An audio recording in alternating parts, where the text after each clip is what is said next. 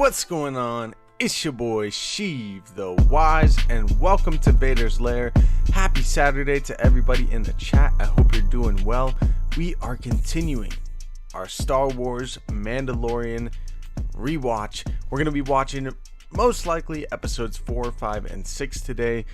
Welcome in though. Hope you're doing well, and let's do it.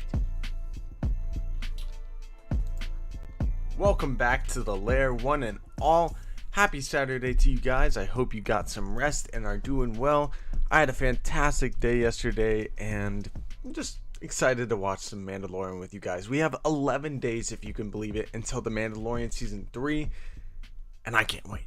I cannot wait. It is about to be a hype time in the fandom. The next 10 days after today are definitely going to be an exciting time. It's just an exciting time to be a Star Wars fan, man. I mean, we got another episode of Bad Batch coming up in the next couple of days here.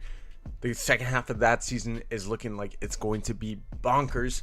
And not only that, but again, we are getting Mandalorian as well. So it's just a fun freaking time. Let's get this thing going though. I got episode 4 pulled up already. If you're just getting into the chat, make sure to pull up episode 4 of Star Wars The Mandalorian Sanctuary if you want to watch along with us. If you're not watching along, that's all good. It's good to see you in the chat. If you're new to the channel, I'm sure you probably have done a watch party or something before, but the way we do this is that we kind of sync up a timer. You guys can see my live reaction. There's going to be a timer right up here so that you can follow along with where I am in the episode. Let's get this thing going though. Got episode 4 up. I'm going to put my timer up. How we feeling in the chat today? You guys get some sleep? You guys doing well? Good to see you all. Obviously, Subdued, Rail Averos, good to see you in the chat, my man. Nerd Mafia, I saw you stop in before. And Don Clouderman, always good to see you as well. What up, what up, what up? Good to see you, Green Bear, my God. Much love. Alright, I got the timer up. Want to give you guys a second to kind of get in here and hang out with us. So started typing and live started, so my comment wasn't so was that the M? The M? I don't know what I was saying anymore. I got a new light too for my birthday, and it was like really bright and I wasn't sure of it, but I'm feeling it right now. It's kind of nice. It's a nice light. Real Lavra says, oh, I'm afraid the TV will be quite operational when Mando Season 3 arrives. An entire legion of my best snacks awaits me. Yeah, I mean, the last watch party I did, I was munching on some popcorn, but we just got coffee this morning, that's all. Had to wake up a little bit. Obviously, Subdude says my phone popped up with notification and I hit it trying to tap on something else, but I'll hang with it. That's what's up, my man. Welcome into the chat, dude. Glad that notification popped up so that we could have you here in the chat, my dude. Much love. And obviously, if you're new to the channel, anybody else, sub, dude. Alright, let's get this thing rolling. Episode 4 of The Mandalorian Sanctuary. Let us begin in the next 20 seconds here. Just going to wait a little bit longer in case anyone else comes into the chat and wants to watch along. I'm going to turn down the music though and make sure that we're all prepped for it. Don Cotterman says, I started to say that I was making a loaded Irish coffee. That is a great way to wake up in the morning. I had kind of an Irish coffee, I guess you could say, at Disneyland last night. It's pretty funny. You know, you turn 24, you forget your ID, but I had an expired one. And dude's like, we can't serve you. I was like, because the expired ID changes the date of birth. I'm just kidding. I get it though. That's why you don't forget your IDs anymore. But Irish coffees, man, they're fire. They're definitely fire. Run the timer. They can catch up. All right, let's get this thing rolling then. Jedi Mike, good to see you in the chat, my dude. Happy Saturday to you all. Let's get this thing going in 5, 4, 3, 2, and 1. Do it. Do do do do. Let's go. For the next episodes, I'm going to write the chapters up here, but we are watching chapter 4. Actually, let me put one up now.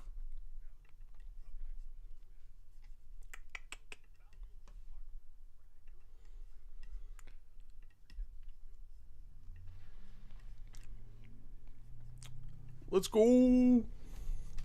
Chapter 4.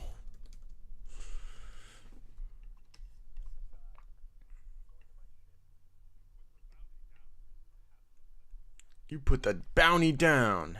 Hell no. Hey. Star Wars Meg, welcome into the chat. Good to see you. I'm honored to be worthy of the stone. The stone? What stone? The whetstone? What? I am confusion. Fire at will, Commander. Excellent. I'm afraid the stream will be quite operational. Marva episode 12. I hope you're not going anywhere anytime soon, Meg, because I don't really want to make a stone for you, but yes. Oh, I forgot. This is the episode with Mando's love interest, right? I forgot it starts with little shrimpies in the water. Grogu would probably eat those.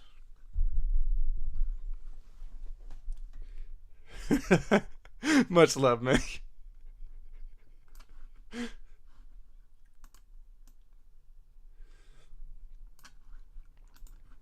It's been a long time since I've seen this episode in particular, to be honest.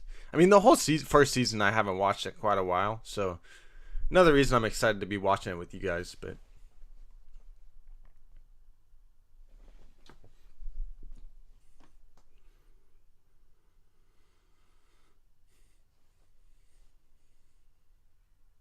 oh, that's right, the chicken walker.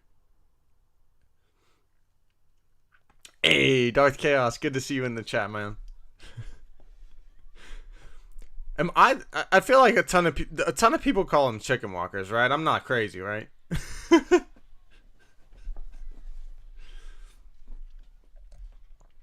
Oh my goodness.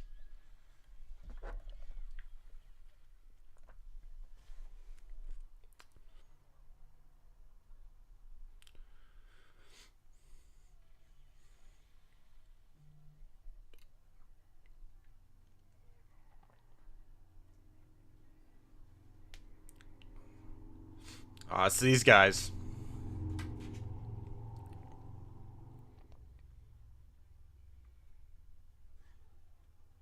I'm telling you, this chick would be perfect for Mando. Look how she's protecting her child. You know what I mean? They're two peas in a pod.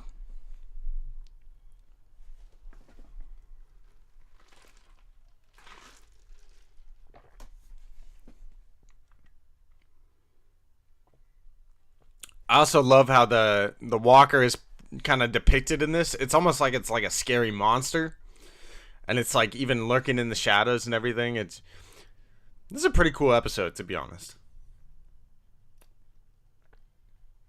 Bryce Dallas Howard episode. That's right. I love BDH. She's awesome. Yo, I found out the other day she's basically tweeted a birthday post for her son on the 16th. I realized the next day, I was like, wow, my birthday's the day after her son. That's cool. T-Rex, yeah, it is like a T-Rex. I mean, it's got a big head and little, I guess it doesn't have arms, but Sanctuary. The fact that this is titled Sanctuary, Mando kind of finds a love interest, and Grogu seems at peace and at home with these dudes. Quit touching the buttons, Grogu. I think at some point it's possible we could go back to this planet, and Mando could, find a home with him and Grogu. But I do think that he and Grogu are gonna solidify themselves as Mandalorians in season 3. So, dang it, Grogu, you're gonna break the whole ship. Come here, little guy. He's so cute. BDH mom jeans. My girl got some mom jeans, you know, rocking them. You know what I mean? Got that BDH look going.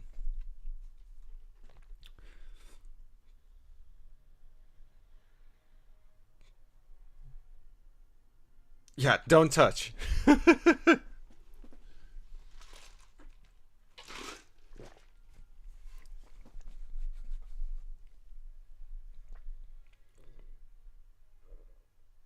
I miss the Razor Crest, man. Kind of sad it blew to smithereens. Only quiet 6 to 8 weeks in his adult life. Oh, look at him trying to get the ball. He's trying to get the ball. I don't know what he was. He was just trying to grab the controller. Really?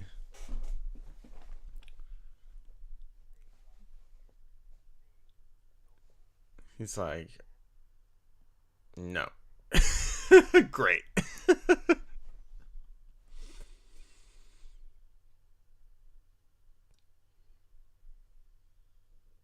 Man, I still gotta make a full, like, Mando armor. Oh, he definitely did not stay.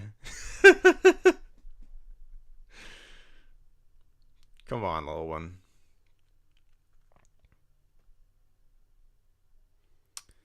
Did Mando not have enough Beskar for a right knee?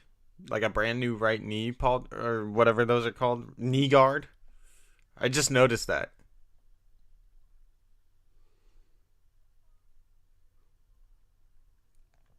Ooh, noodles look good. This looks a lot like Batu over at Galaxy's Edge. This little area, at least. Oh, that's right. They got the Loth Cat. Even though it's probably not technically a Loth Cat since it's not Lothal. Loth Cat! Yeah! Grogu's like, no.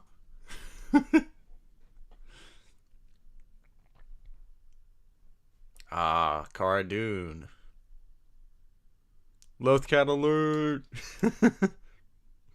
Oh my goodness.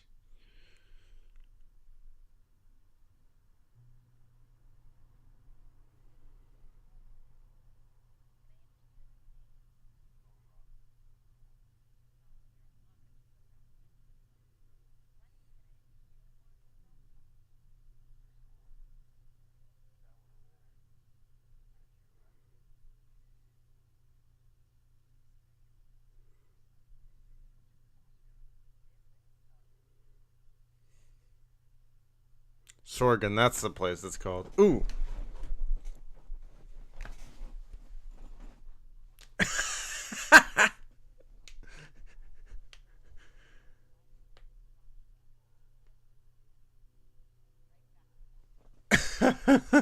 He was trying to bribe her for information that she didn't even have, and Sorgan's such a nice place. She thought he was tipping her.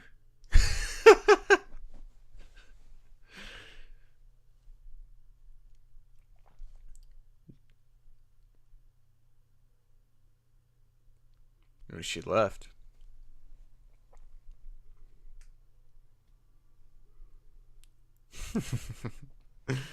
This part's awesome. It's cool to see the visuals of like what a Mandalorian helmet can do like that too. Oh, I mean, as Pedro said, he can't see shit. So, oh, you know, Cara Dune can definitely hold her own when she's punching Beskar and it doesn't hurt.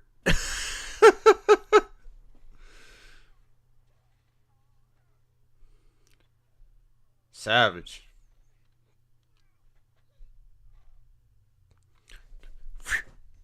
I love it. Grogu's just sipping. He's like, just minding my business. I love it.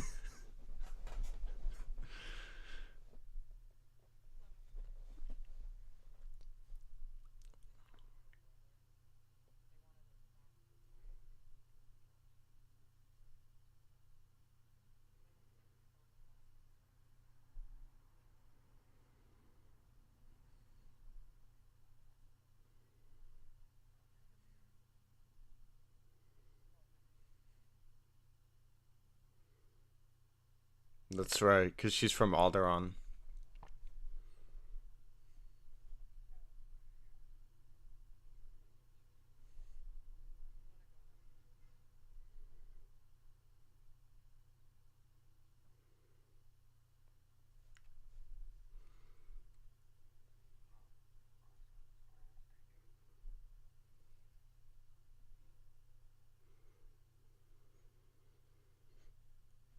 I forget why he was even going to Sorgon. I think it was to hide Grogu, kind of, but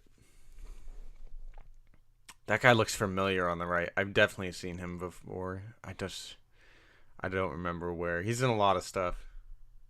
Mash that like. Hey, talented Mr. Griffin, good to see you in the chat, my man. Good morning to you.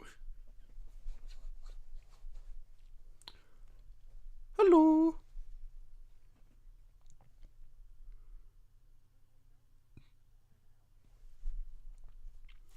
Yeah, actually.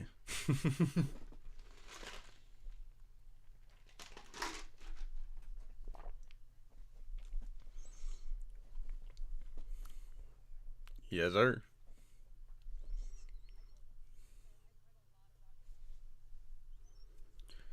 It's crazy how so much of the galaxy has heard of the Mandalorians. Makes sense, though. They're pretty badass. They got armor that's like straight up impenetrable, so.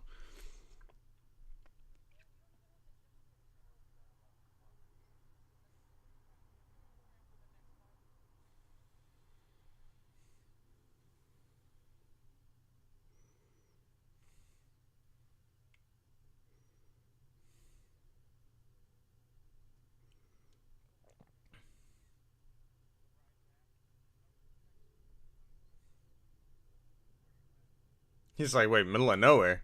All right.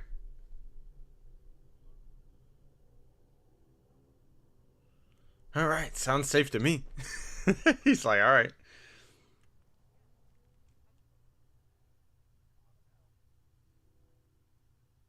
Oh, okay. I love the ATST in this episode. The red interior lighting is awesome. It is. It's like Don said, it kind of seems like a T-Rex. It's, you know, I love the way they depict it too. It's awesome.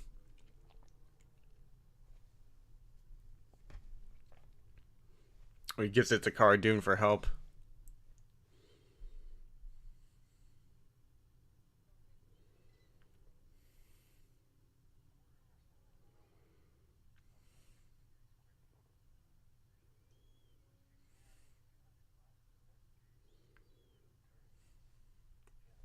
Good to see you in the chat, Baymax. Much love.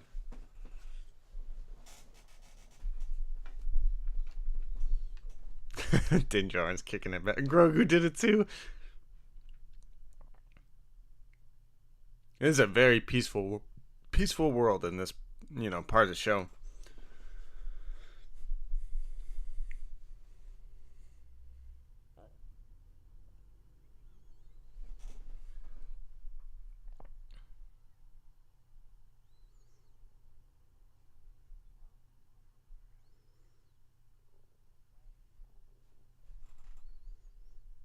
Grogu.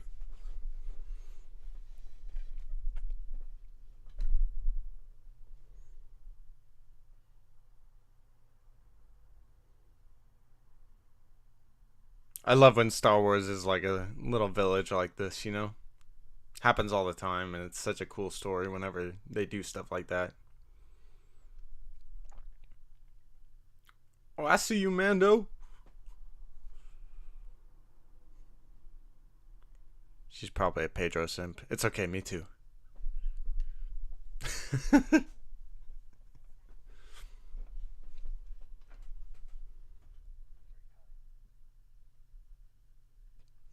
Oh! Don't come creeping up. Ooh, excuse me.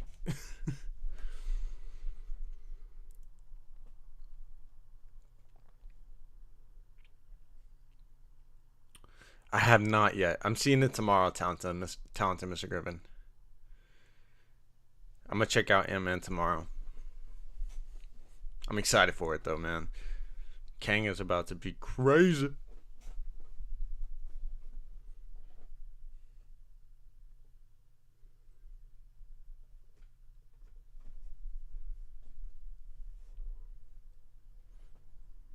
That's a cool looking village, man.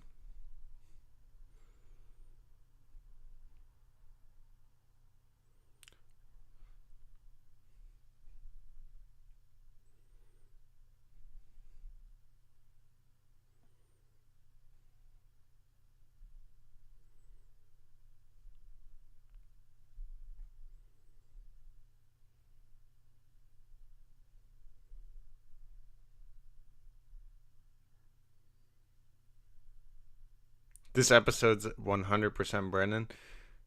Probably. I was wondering too, but I have no idea. I know earlier on in season 1, a lot of it is Pedro, but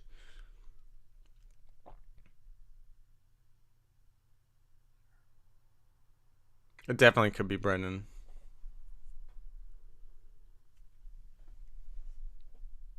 You might know better than I, Don. Yeah.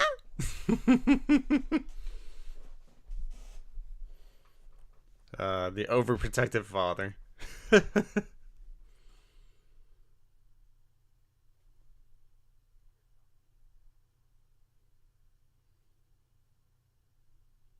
He's so guarded.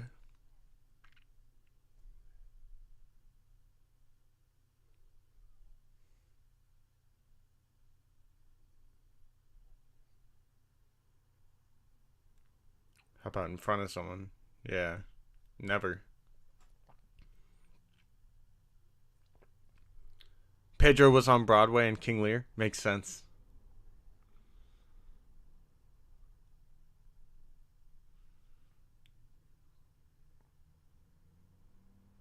Nope.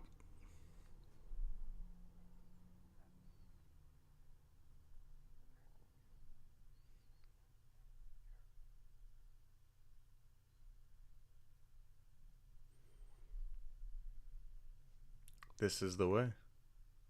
There you go.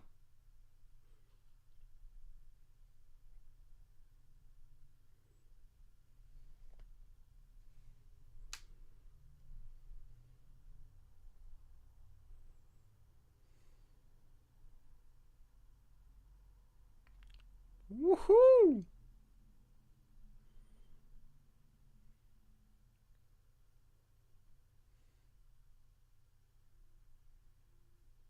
That's cool.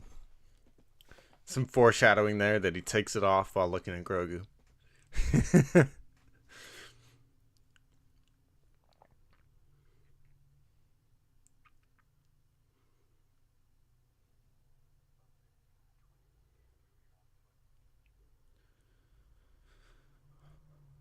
Look at the red cloth that he is polishing on the blaster, same as the parents' robes, last scrap of that part of his life. Interesting. Interesting, Dawn. I like the perception there. That's really cool. Talented Mr. Griffin says early on in the community there was a lot of confusion as to if Din ever took off his helmet. I feel like a lot of people may have missed or didn't fully pay attention to this episode. Yeah, no, this is definitely a key episode for that. You can't live here anymore. Oh.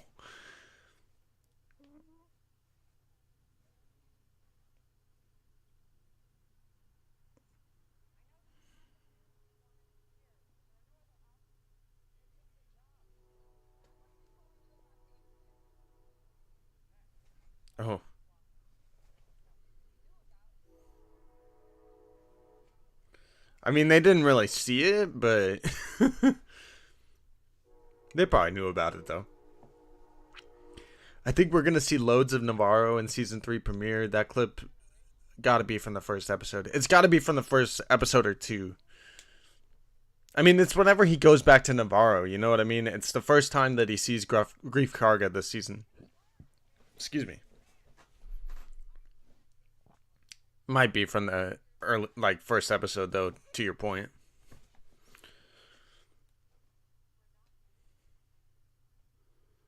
Tell him, Omara, whatever your name is.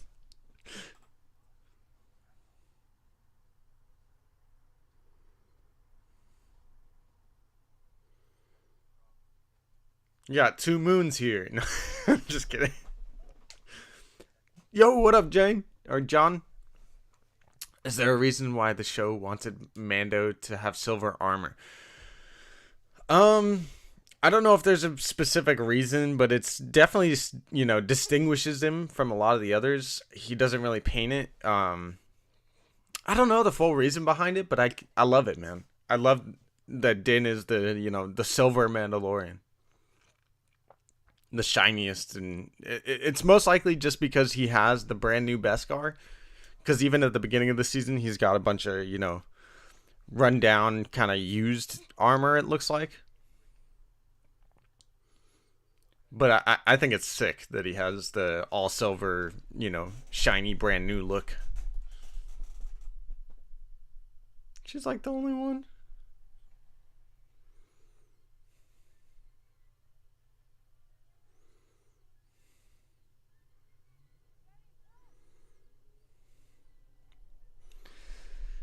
I always love these Seven Samurai, you know, inspired stuff. It's so cool.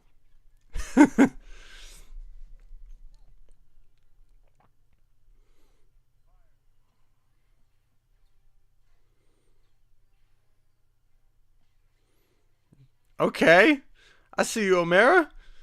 Whoo! Din was like, all right.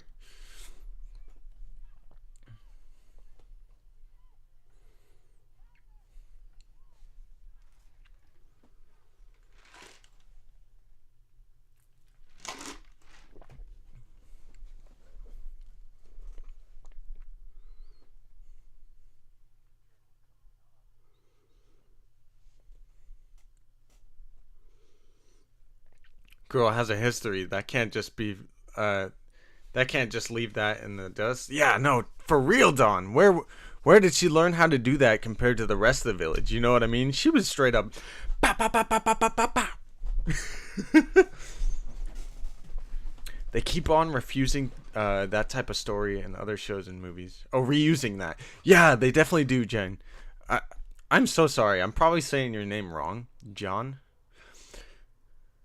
They definitely reuse that a lot, though. So, Kurosawa is a very legendary filmmaker, I guess you could say. Like, he's very legendary in his, in the movie making, television making space. And it is a very, very reused trope. And it's an awesome reused trope, in my opinion. What the heck are these? I forgot about this. You see that in the Clone Wars plenty of times. Probably, I mean, Star Wars in particular reuses it all the time. Hey, what up, OG? Welcome into the chat, my man. Hope you're having a nice Saturday so far.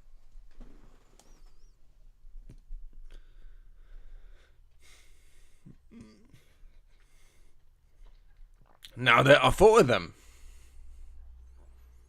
Whoo! Oh, you guys better get out of there.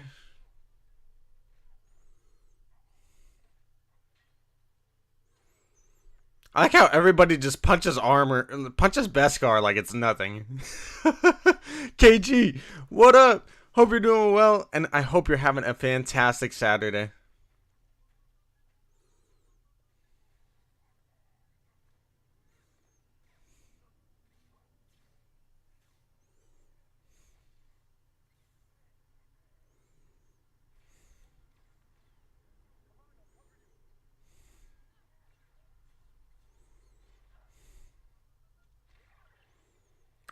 Nice timing. BDH's first episode. It is KG. This is an awesome episode, too. Uh-oh. There's the walker. ATST. Yeah, the red lights in the interior lighting up the eyes. It makes it look so ominous. Run.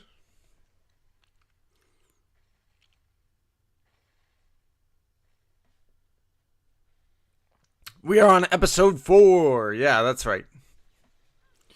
The eyes are very creepy. Very creepy, KG. Let's go, Mara. You can do it. Grogu's just like...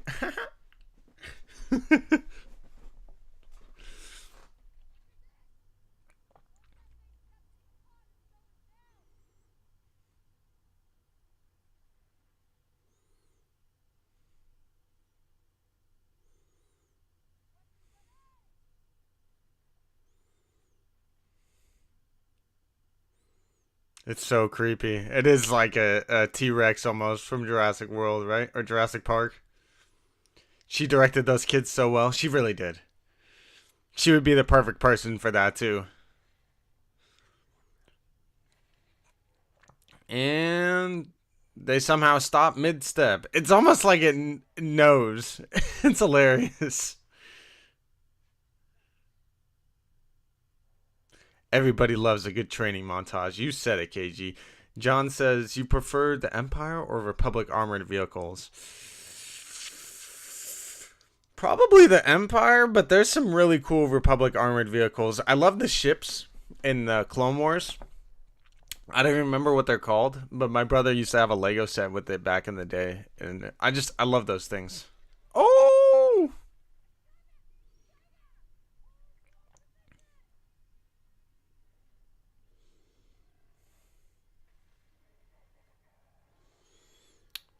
Stupid Clatoonians.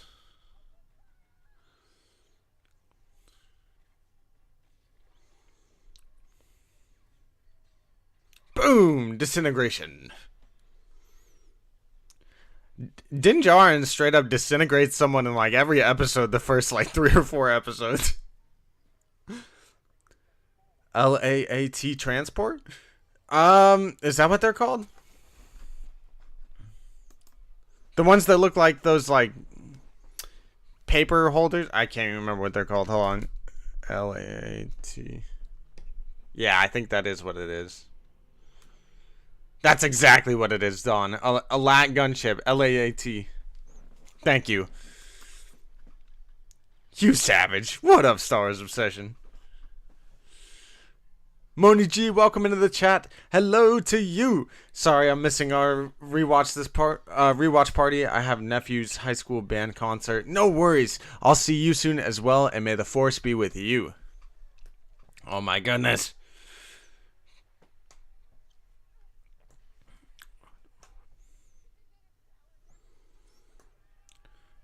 Run.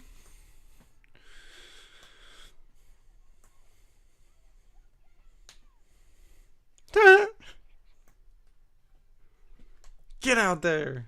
Take a step. Oh no.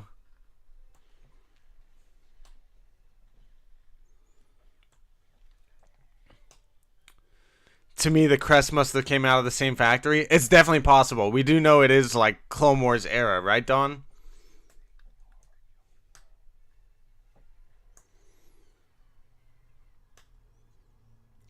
Boom. Got him. It's like brains are on fire now. Yes. Down goes the ATST. Hello there, Don Basham. Welcome into the chat. Run, Din. You crazy psychopath.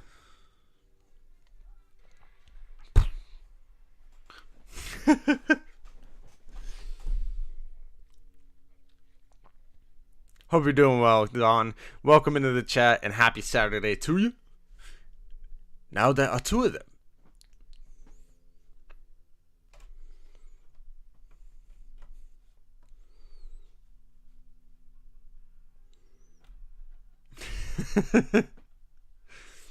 What about an ATTE? I gotta say, I've gotta freshen up on my armored vehicles.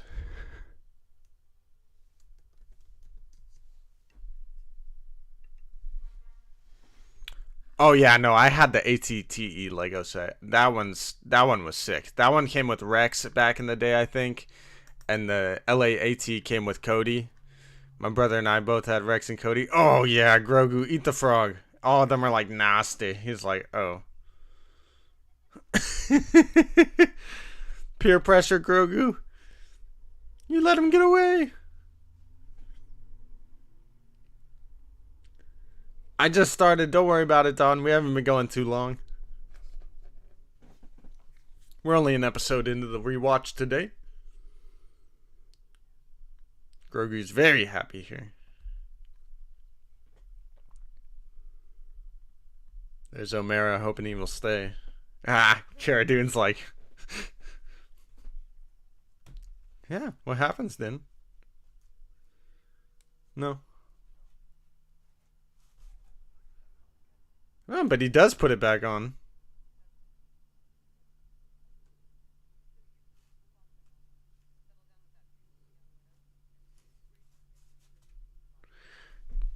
That's something that's been a reoccurring thing since season 1. Everyone's like, dude, why are you part of this cult that makes you not take off your helmet? Just do what makes you happy, my fam.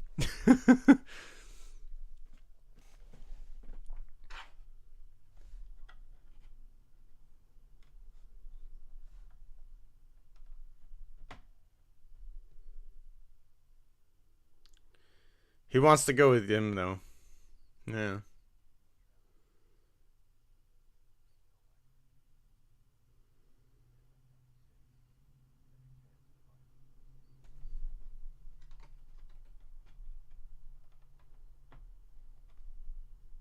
Yeah, that's why I won't do it.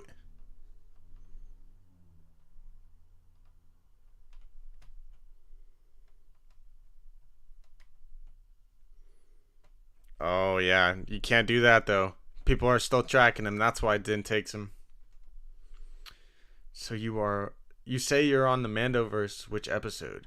We are on episode 4. I think it says it up there, chapter 4.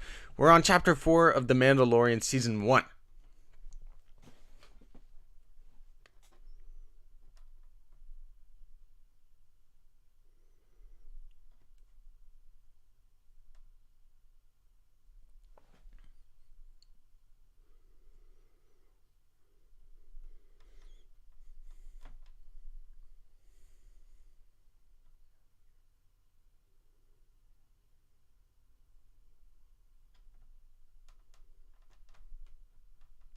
She wants you to stay, Din. Yeah, fam.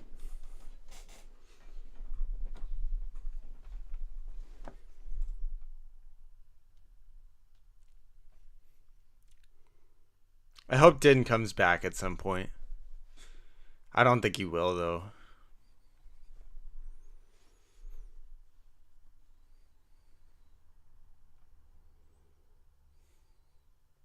Oof, you could hear the heartbreak in his voice almost saying that.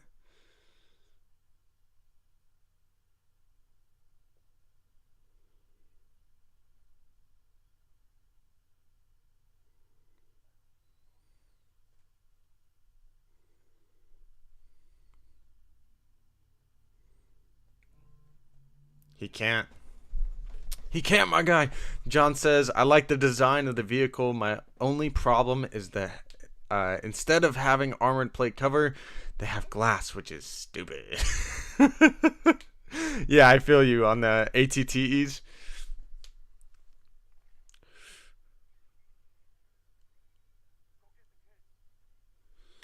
Shout out to Cara Dune.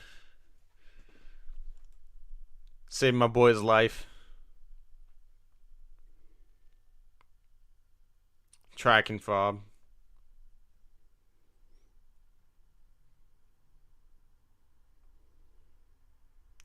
The little one. Yep.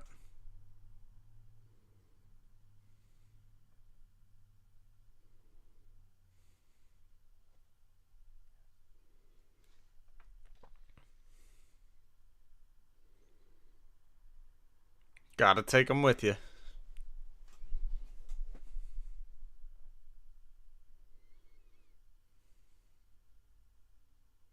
Look how sad the Sorgan people are.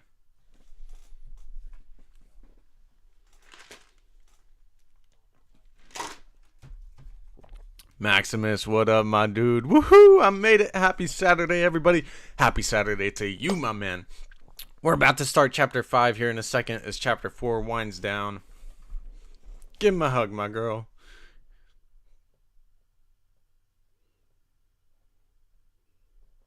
I feel you, Winter.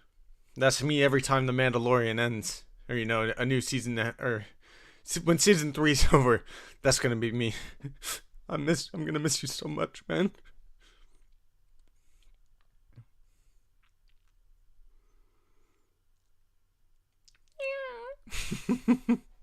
Are you playing intros and everything? Yeah, I am. I'm watching the whole thing. That way it's easier for everybody to stay watched along. We get the little recaps. It's all a good time. Excuse me. Don says Din had a plan, but the other hunters screwed it up. True that. Roger, roger.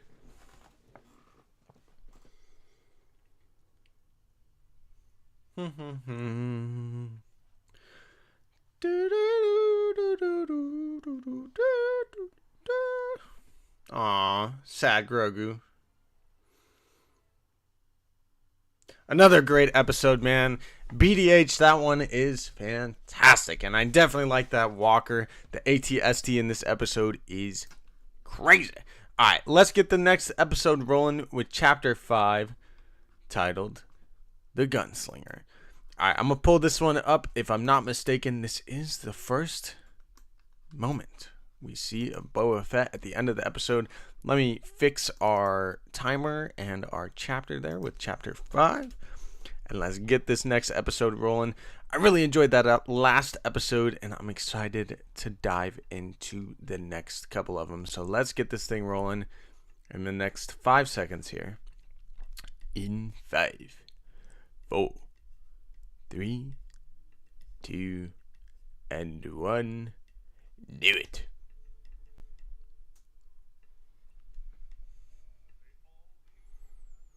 They all hate you, man. Let's go.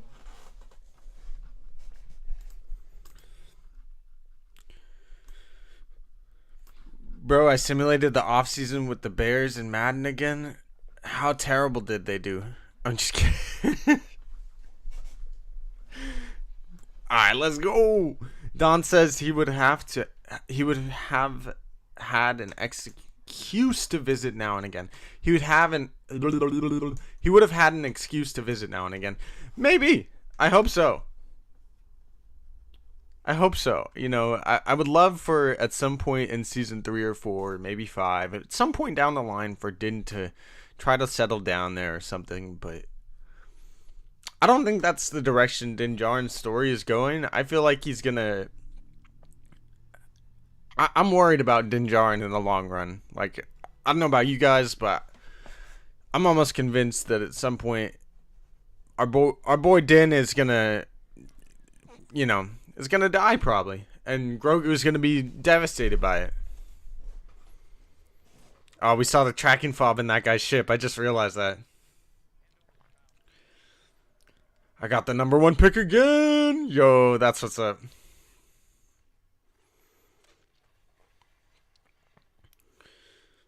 Oh no! It's crazy how this episode starts with a dude chasing after him. Uh-oh. The Razor Crest is just taking it in these first 5 episodes.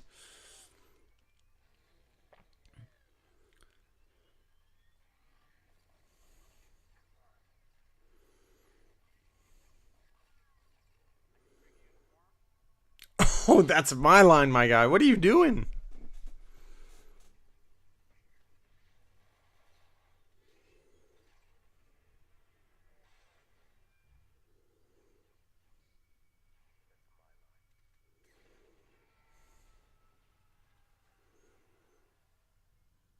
Now the Razor Crest is flying with half an engine.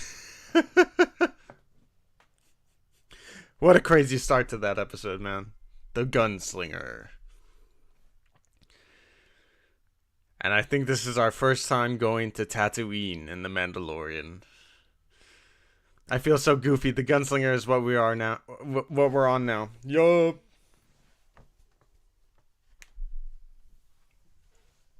Ooh, my back.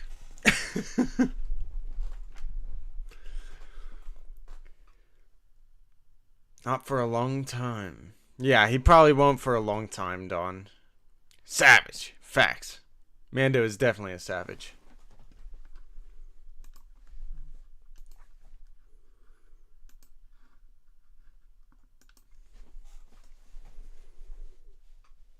Let's go. Back to the backwater, dirt, dust ball. I hate sand. Mos Eisley!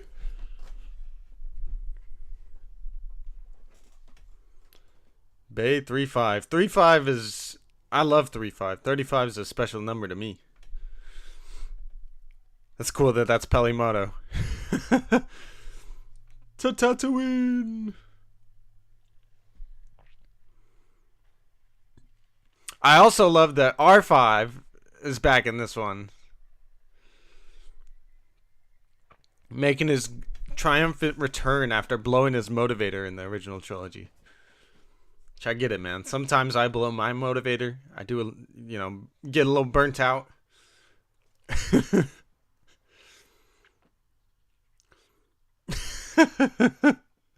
So cool to see the pit droids back. Ah! No droids.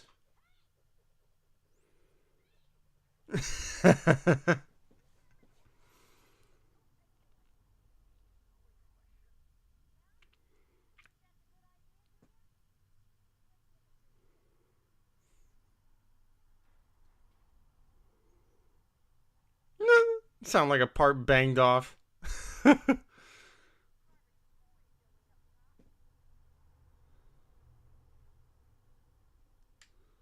you get in a firefight? Yeah.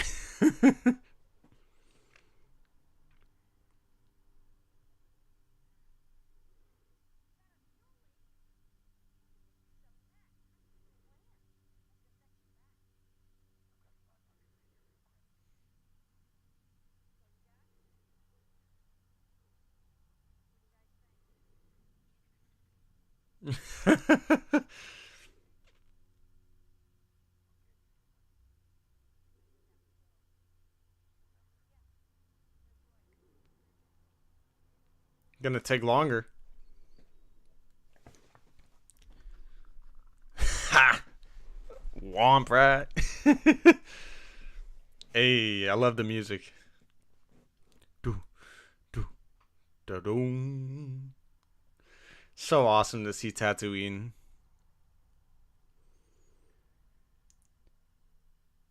The action never stopped with this show. Never.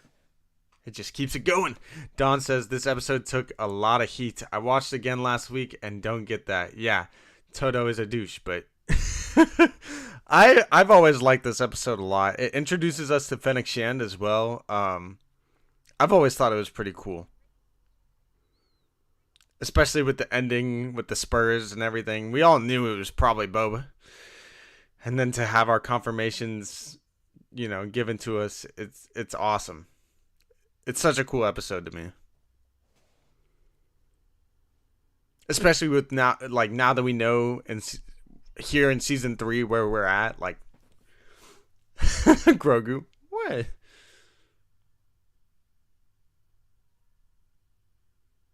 Where'd my Mando go?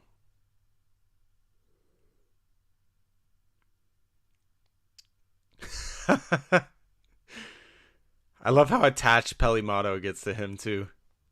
She's like, oh my goodness, this is the cutest little womp rat in the galaxy.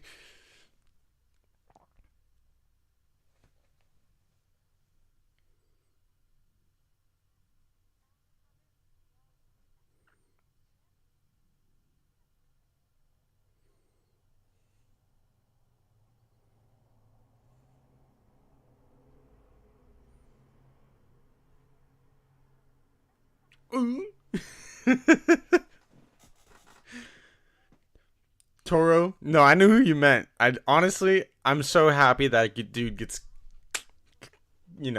killed off in this episode because he is such a douche.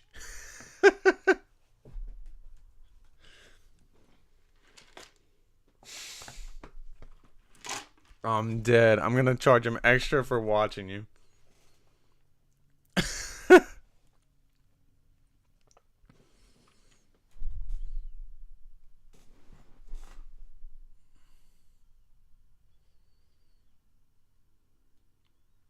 I think somebody thought one of the background dudes in this or in one of the other episodes was might have been in season 2, but that Frog Lady. That's so cool that Frog Lady's back in season 1.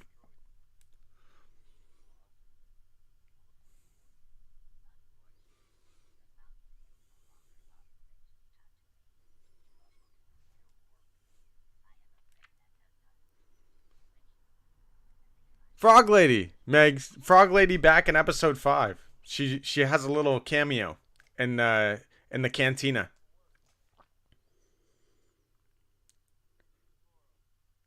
Toro Calican, the biggest douchebag on Tatooine. Yeah, way back in season 1, Meg. I remember hearing that back in the day, but it's so cool to see her. Bounty puck for Fennec Shand. It's right around 8 minutes and 8 minutes 15 seconds. No, Meg. It's actually Frog Lady. 8 minutes 14 seconds into around 8 minutes into episode 5. She's at the cantina, and we know she's on Tatooine in season 2 because that's where Pelimoto tells Din about her and everything.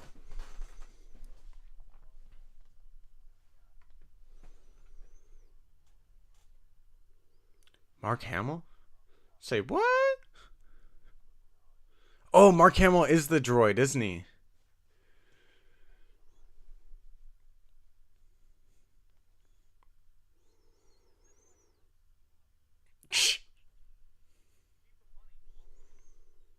It is her. I told you.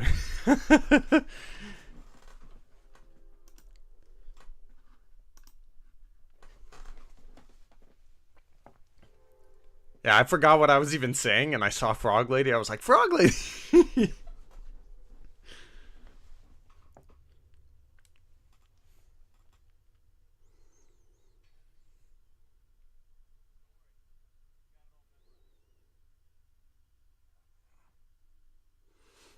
Yeah, Hamill's the bartender droid. That's right. I was today years old when I learned that Frog Lady was in season 1. I thought that you knew that, Meg, to be honest. I felt like I maybe even learned that from you. I don't know. I learned that from someone on YouTube. It's cool to see her, though, and actually be like, oh, yeah, there she is. Might have been Star Wars Explained that noticed her. I don't even remember. Where is he? No. He's pissed.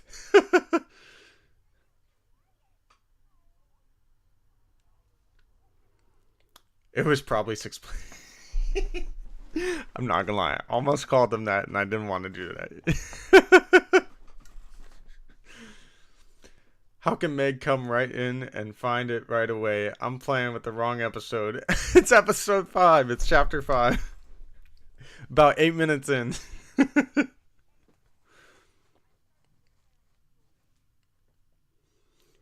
Meg has a good eye, though, too.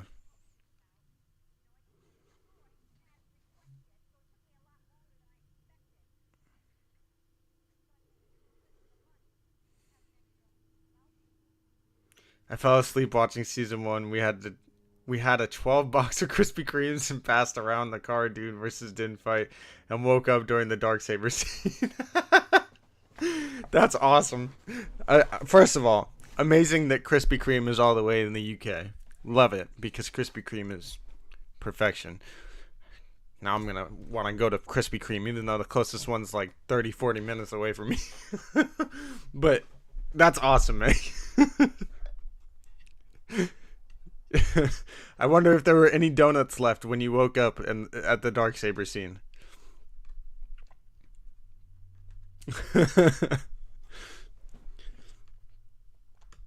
It's always good to have those cream fillings. Hey, Kylie, good to see you in the chat.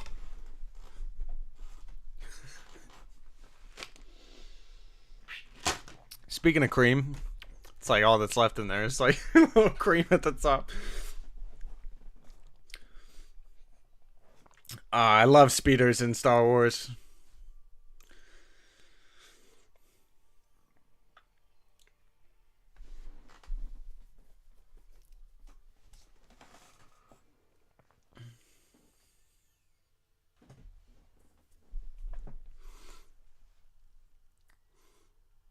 I like that Cara Dune versus Din fight too. It was pretty fun. Like a banta.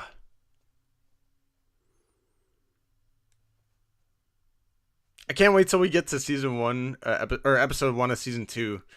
I love the whole Din Djarin, communicating with the Tuskens, and I love that they've added so much lore to the Tusken Raiders in the Mandoverse. It's pretty cool to me. The Tuskens are the locals.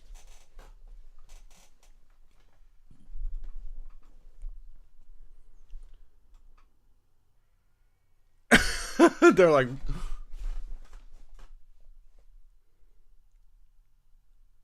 oh, I love it. I wish I remembered more sign language from when I was in school, because I actually took sign language courses. But it's so cool that they've added this that the Tuscan sign. That's how they speak, basically. I'm gonna miss Cara Dune in the myth role, but hey, we have other characters. Is the myth role gone too? I honestly did not know that.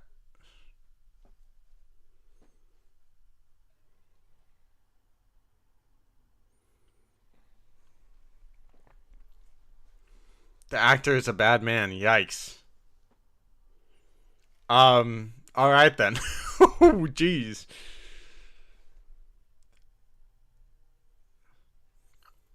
I bet you someone's gonna have a bounty puck and go after him. It'll all work out in the end. That's actually kind of funny.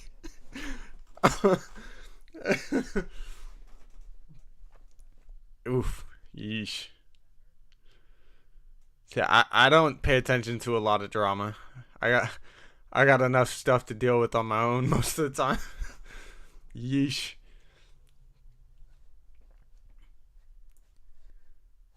I love how he communicates with the Tuskens. Mando made them so humanized from how we thought they were bad in the OT. Yeah, no, even in the prequels, they're up on the ridge trying to shoot Annie during the pod racing stuff, and that's just because people are using their land to pod race. Like, come on. You already aligned the timeline with Boba timeline, says John. I don't know if we're gonna watch two. I think the only episodes of Boba we might watch are the Mando ones, just to keep up with anyone that maybe didn't see the Mando stuff. And again, I keep noticing. I don't know if Din Djarin had the right knee guard remade for him. It looks like one of his older pieces of armor. Fennec with her great shots. Yeesh. I definitely have not looked into it, but yeesh. Hey, Leia Rose, good to see you in the chat.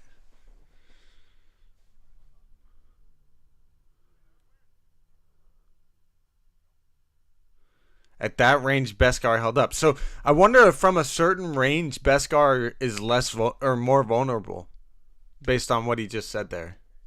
And that's how Boba got his dent, and how we see a few other Mandalorians with some dents too. Yeah, thank goodness for Beskar, indeed, Don.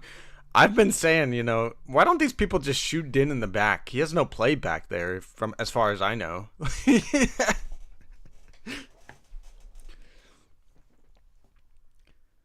Fennec was trying to, though. She is an assassin, after all.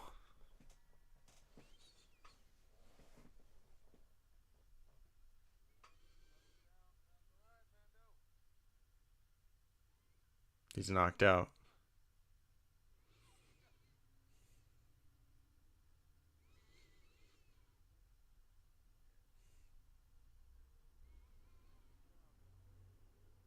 You sure about that?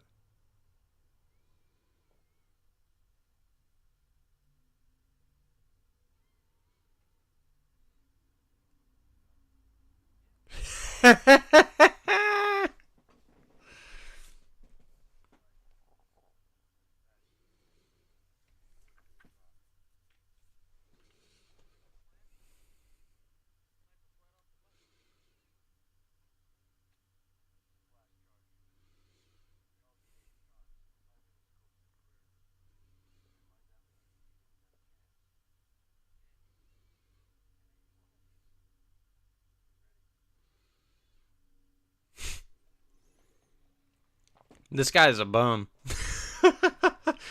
Ming Na was the best choice for Fennec, that's for sure. Next to Star Wars Meg on the ice cream police patrol, right? Smack that ice cream right out their hands.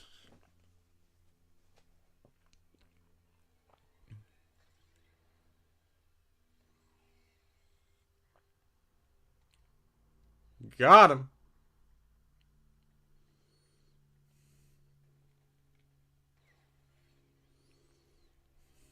Where, dude, Toro is the worst. Do it.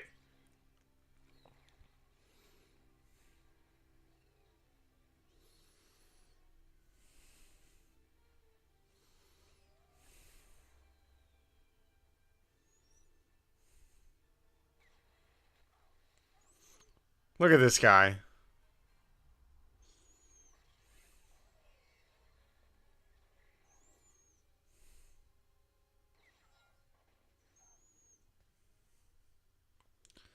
This is what I was watching when you all started, hence why I was lost. My bad. Glad you're caught up with us now, Dawn. Ow. Nice little dink on the chest armor.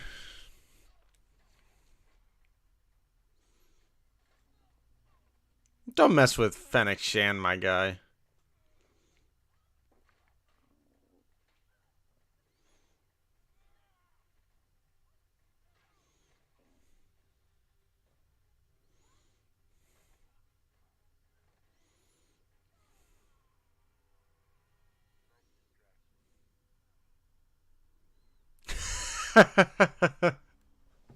Nice distraction.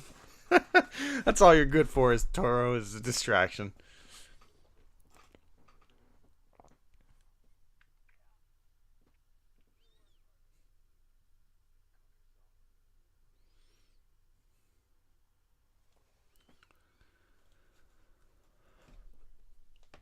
Dawn. I was like, but I'm in the episode and somehow I jumped to the flash charging Fennec. There's the laugh for the day. Blonde moment. I feel you, Dawn. My hair is starting to get darker as I grow older, but the blonde will always live within me as well.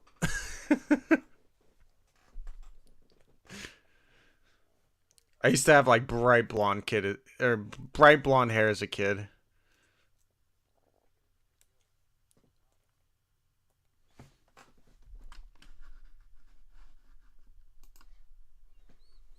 Now it's like a dark blonde. Or a blonde brown. I don't even know what to call my hair color.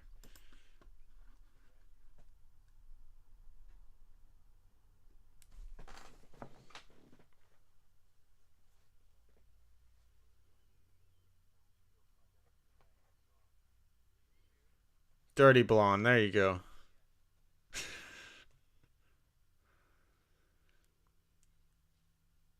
Yeah, during the summer, my hair would always get like lighter as a kid too.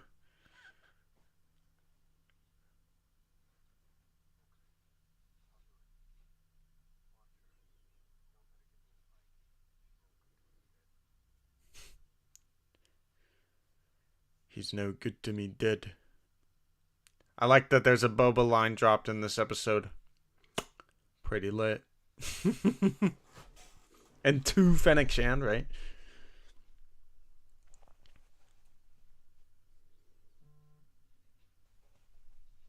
Fennec's like, this guy's a pushover.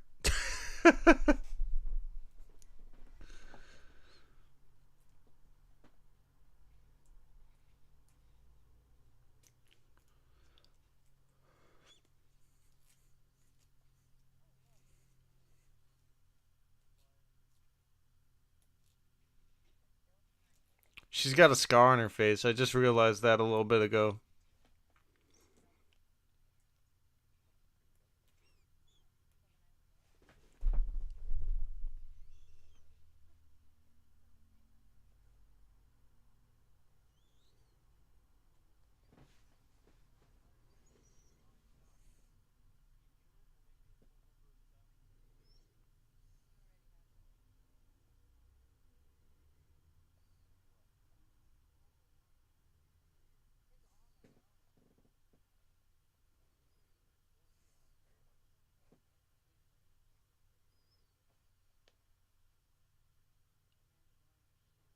Dummy.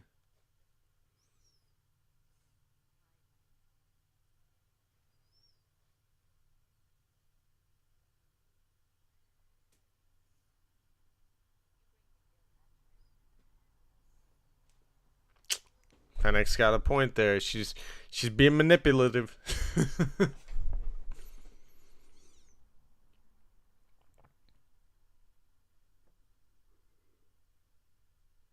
This guy's the worst.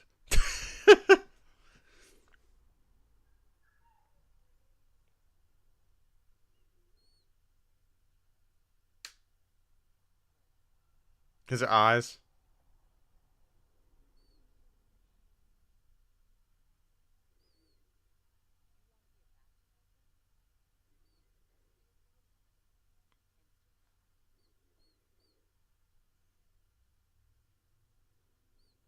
That is how bounty hunting works, but usually when you're a bounty hunter, you end up dead in the sand, as I like to say.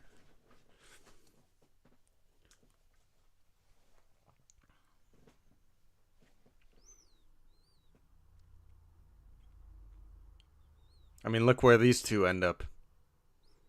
In this episode, at least. Excuse me. Whoo! Well, that'll help your reputation, kid.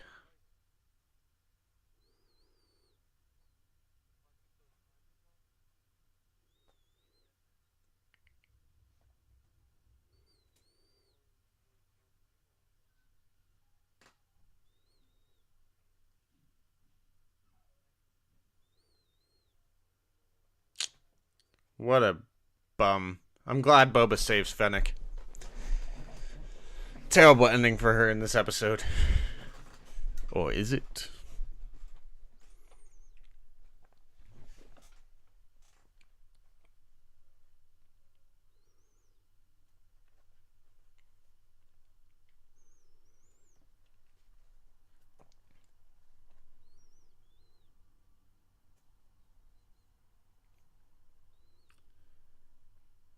Din's like, what the heck? I forgot about the little blaster mark he got from Fennec there on his chest. I wonder how long that actually, like, if that stays there forever. You know, obviously, it'll get cleaned up at some point or as he goes. I'm just curious if there's still a mark, and I just haven't noticed.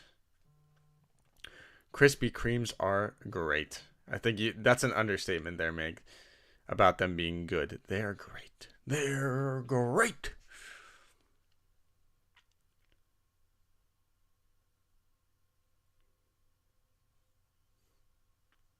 Love me a good cream-filled donut. Their glaze is fantastic, too. It's just, I don't know. The way they do it. Did you ever see my super chat to Santa about donuts? I don't know if I did.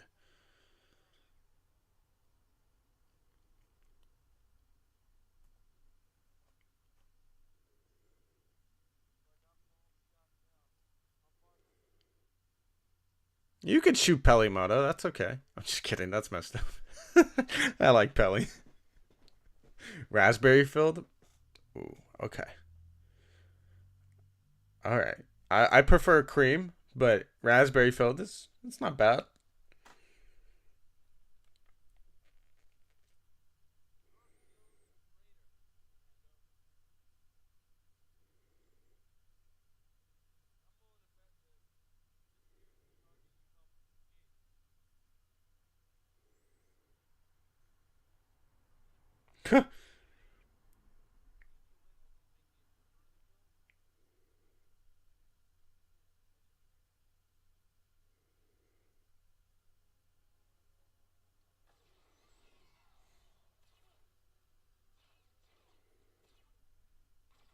Got him. That was easy. We have a Krispy Kreme store up here, and those are yummy. You guys are making me want Krispy Kreme. Grogu, where'd you go? Oh, no. Is it... Okay. correct me here, Meg. Is it quid or is it pound? Thank you for the 10 quid. 10 pounds? I don't know. I feel like I gotta lose 10 pounds. So thank you for the $10 super chat. Whatever. Correct me again. Meg says, though, in the chat, at the end of The Empire Strikes Back, Lando is wearing Han's clothes. It's kind of creepy and never addressed. So I guess my question is, why is Krispy Kreme so delicious? What do they put in those nut-filled gems?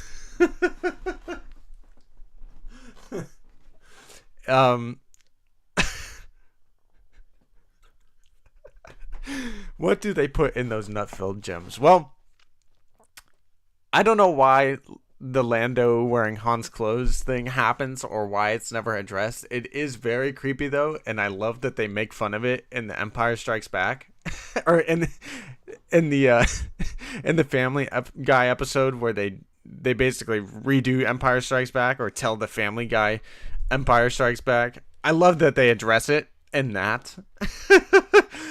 It's creepy though. It's weird that Han goes into carbonite and this dude we barely know is like, I'm gonna take back my old ship, and hey look, Han's got his wardrobe in here that he wears every day. Let me just put this on real quick.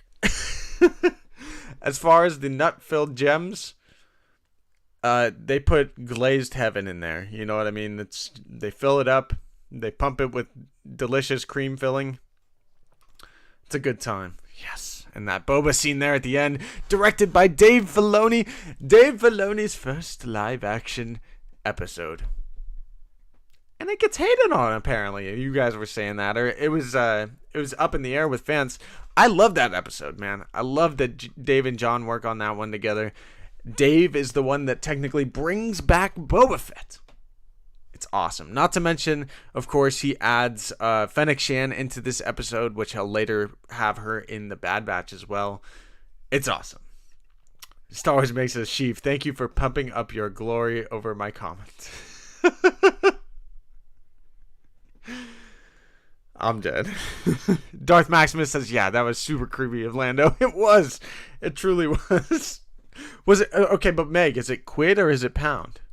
Because, like, I gotta lose some pounds here, you know what I mean? But the Krispy Kremes are gonna add to my pounds, and they're probably gonna get filled with my quid. I'm done. All right, another fantastic episode of The Mandalorian. Let's get episode 6 rolling here as we finish off the episodes today with episode 6, The Prisoner. This episode was always an interesting one to me, so let's get this thing rolling with a 45-minute episode, chapter 6, The Prisoner. I'm gonna reset the timer. We're gonna get the chapter 6 up there, and let's do it. Reset this. Let me turn that off. Bye timer. All right, let's go with chapter 6 here in the next 5, 4, hold on, 3, no, hold on, 5, 4, 3, I got the transition first, I'm silly, come on, Sheiv,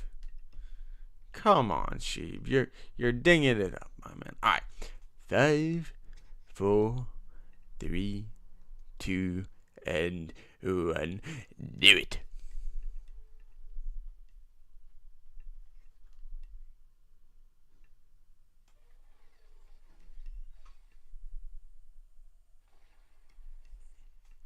Let's go. The concept art needs released so we can truly enjoy it. It does. I mean, the cool thing is, if you're watching, I guess you can't really screenshot it on your phone either, can you? I could try to find that for you guys. I could try to find all the concept arts for The Mandalorian and post them into our Discord or something, because they're pretty badass. I love the concept art. Me too, Don. Both of you Dons. I love it. No doubt it's like he didn't like the clothes in Solo, but on Kira, but he's wearing his clothes. Yeah, it's like, I don't like your clothes in Solo, but as I age, I'm gonna realize they're pretty cool, and so all of a sudden I'm gonna wear them myself.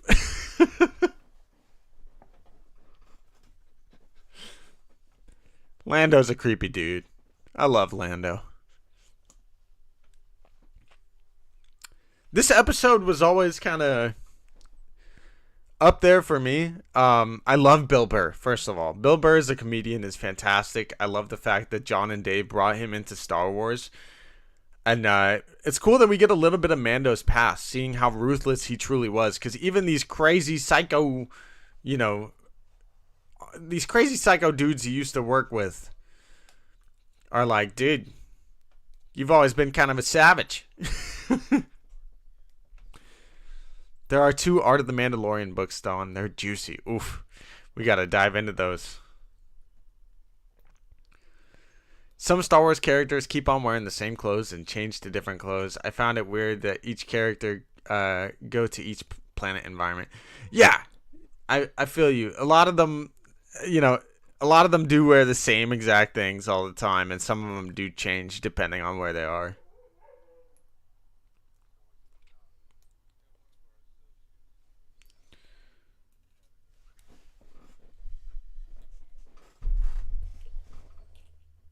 Do it, Don. I'll take it. It's pound.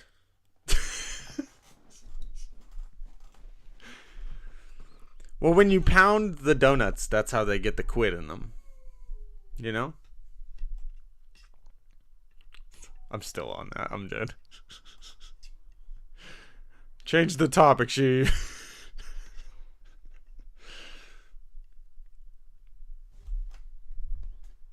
How many pounds / quids are donuts over in the UK? I'm interested.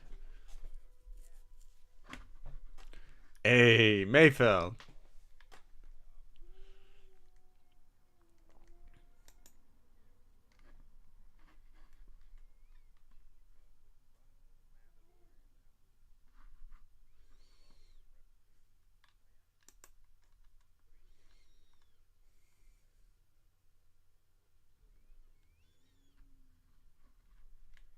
Target practice.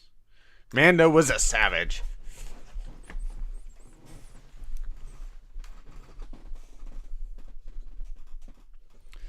I'm curious how old Din Djarin is in canon. Obviously, we see him as a kid during the Clone Wars. This is 6 years after the Empire Strikes Back. Has anybody carbon dated this guy?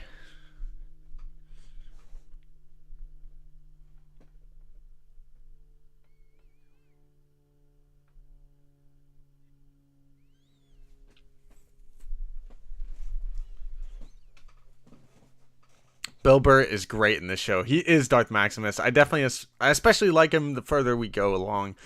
In season 2, he's excellent. He's excellent.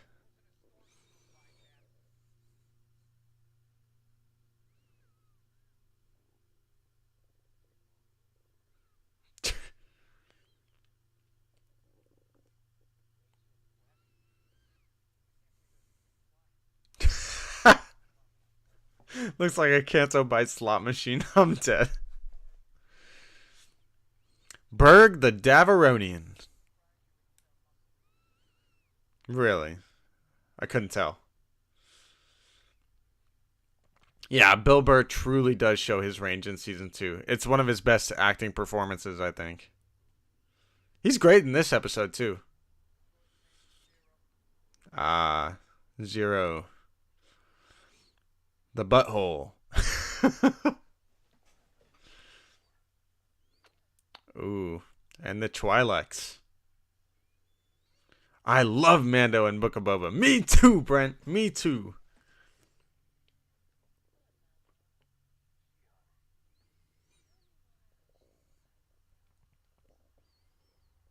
39ish, says Don. Interesting. All right, that sounds about right. Weird that he used to have a love interest with her. Or seems like it. She's definitely into him.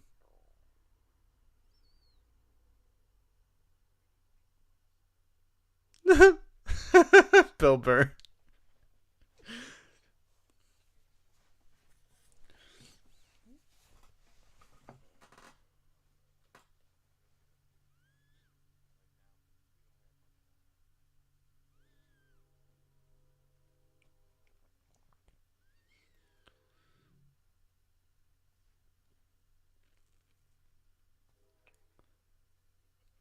tiny.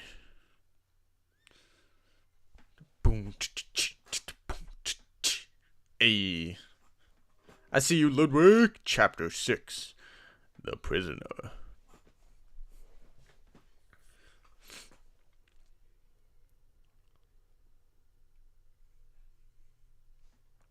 Oh, this is... You know something? This episode does have some pretty cool stuff in it, though. Including Matt Lanter at one point.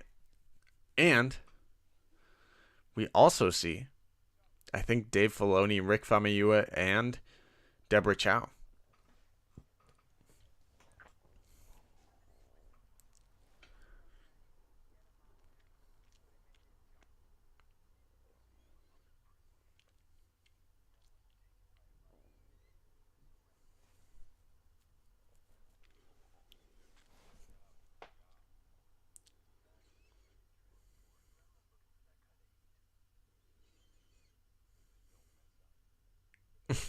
That's not how it works, my guys. Oh, well, that'll make it easy for him to... Yeah. Yep. He does.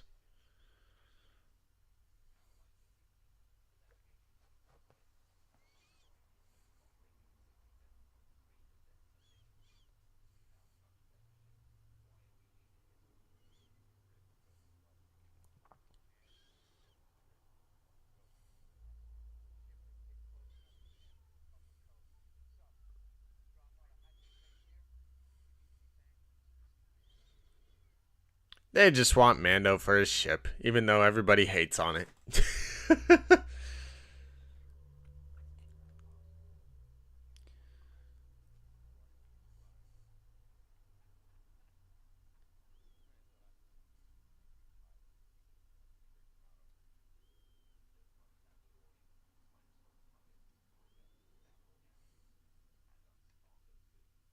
I don't know about that one. He's 8 out of 10 when he's rescued towards end of Clone Wars. 8 to 10? Okay. Mando's 8 to 10 when he's rescued towards the end of Clone Wars. That would make sense based on how he looks as a young boy. So yeah, it's probably been 19 years to 0 BBY, 6 cents. He's probably 35 to 40, somewhere in between there.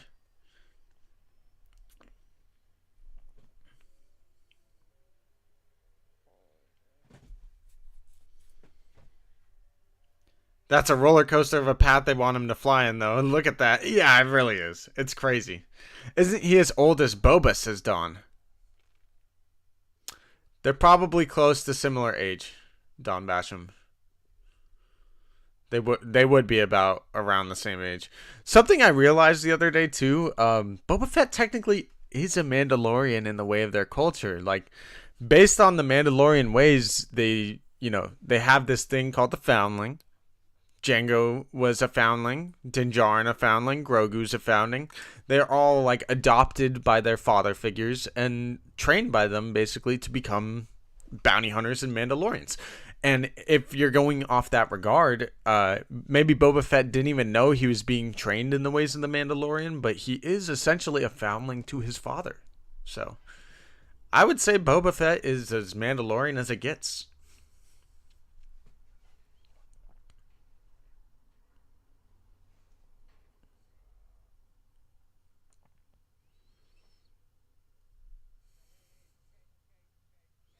Stop touching my ship, my dude.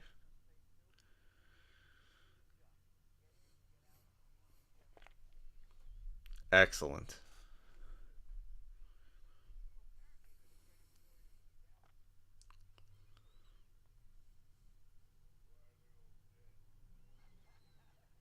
Are they all dead, though, my guy?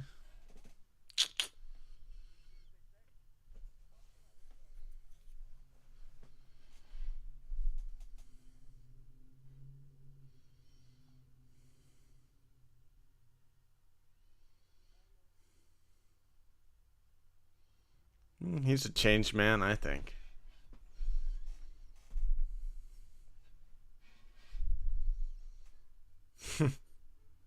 They all make fun of him though. You'll see. You'll see in season 2. Maybe he's a Gungan. Ha! Freaking Bill Burr.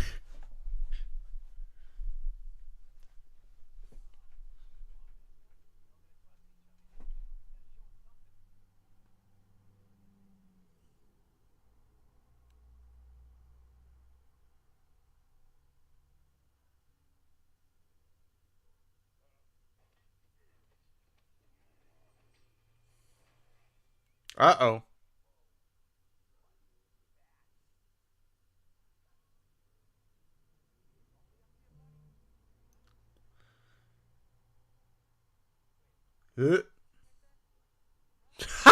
Did you two make that? I'm dead.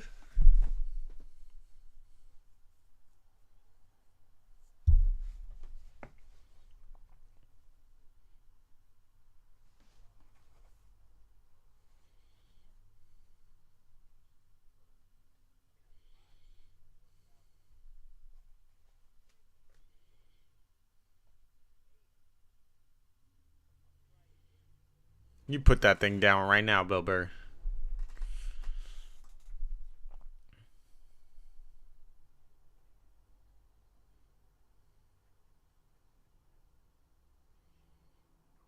You know Din is pissed inside that helmet.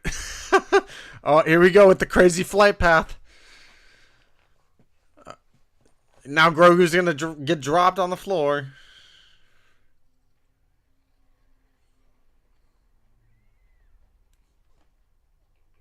Protect him, Mando. Hello there, Steve Starenko. Welcome into the chat, my friend.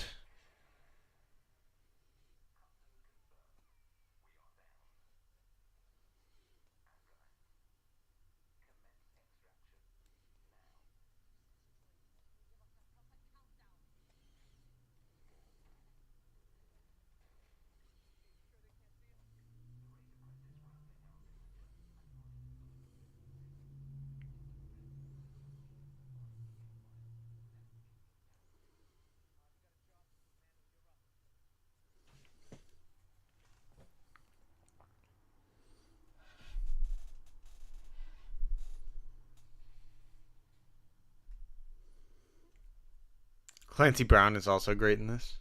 Yeah, true that. How many roles has Clancy Brown actually had in Star Wars universe? Excellent question.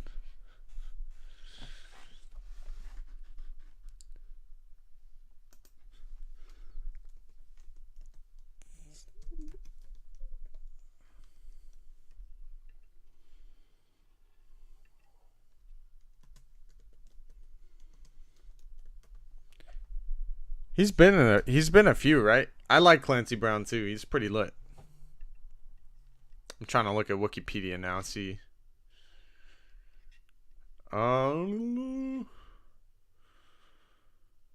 He's gonna be in Star Wars Bounty Hunter, Night Brother, Return Sith Lord, Savage Opress in the Clone Wars, Imperial Governor turned Ryder Azari. He's been so many people. He's been in Star Wars Bounty Hunter as Montrose. He's Savage Opress in the Clone Wars. And in Star Wars Rebels, he's Ryder Azadi. And he also is the Davaronian Berg in Disney Plus live action series of Mandalorian. So he's played at least 4 or 5 characters. He's an awesome dude.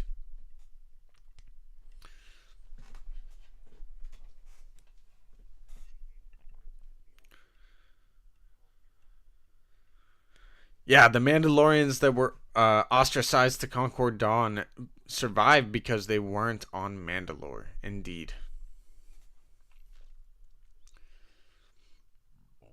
I love that Clancy Brown gets smushed in this too.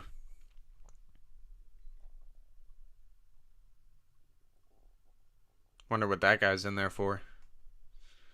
Huh. Isn't that like Rio Durand or something? Look like him.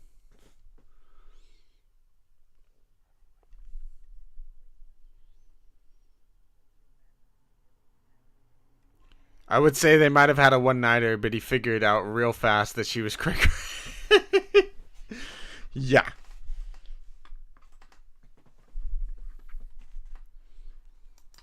It's better to burn out than fade away. You said it, Don Bash.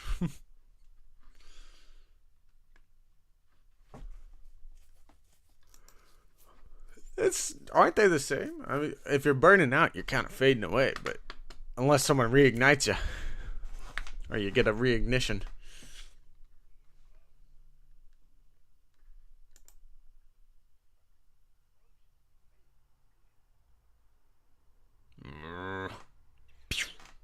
Way to alert everybody.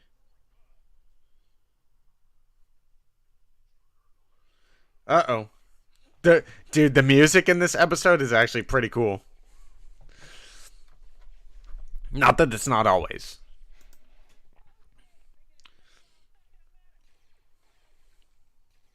Yeah.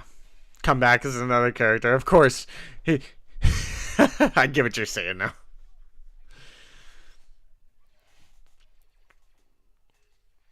Alright. Let's go, Mando. Slit the Achilles. Or cut off the whole leg. Damn! Mando goes savage in this one. He hates droids. Oh! That was dope. Let him do his thing. Everybody makes him do all the work.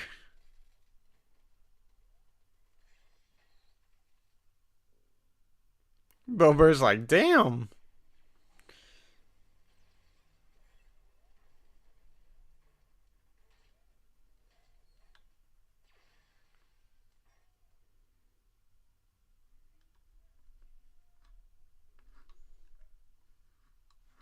That was pretty impressive. Yeah, shut up, Bill Burr.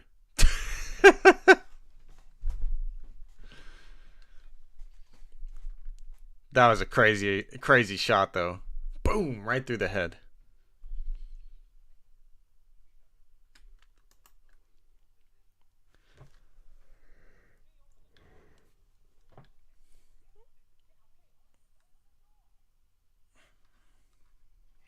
Oh, Matt Lanter. Yeah, it's Anakin.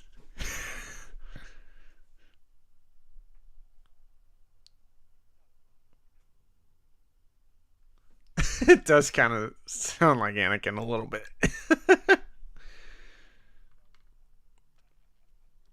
Oh, they're making fun of Anakin. That's messed up.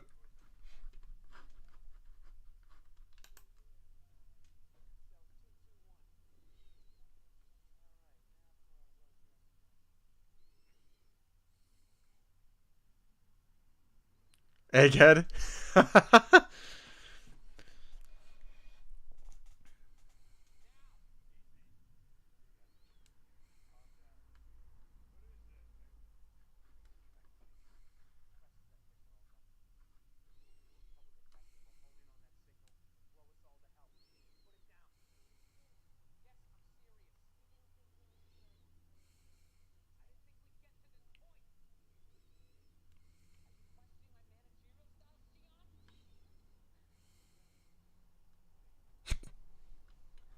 Shion's the worst.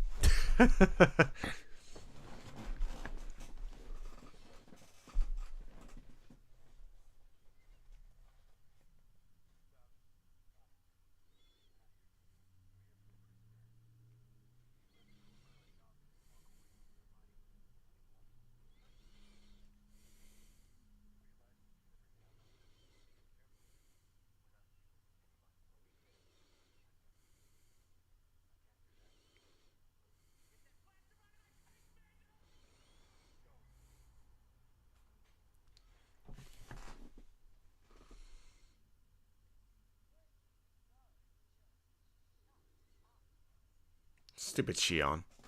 Not Matt Lanter. No. Speaking of coming back as characters, right?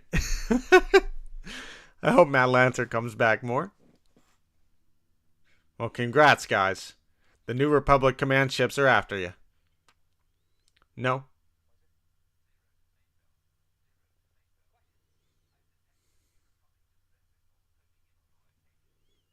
Idiots. Okay. Mando's like, God damn it.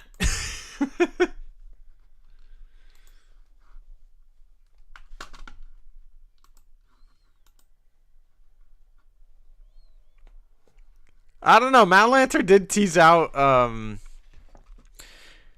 Or I don't know if he teased it out per se, but the Kiner brothers teased out that Matt Lanter was in Tales of the Jedi.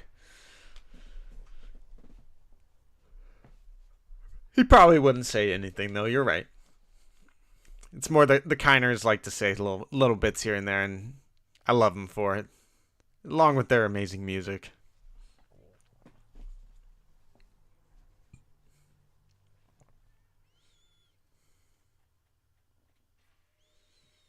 Brother.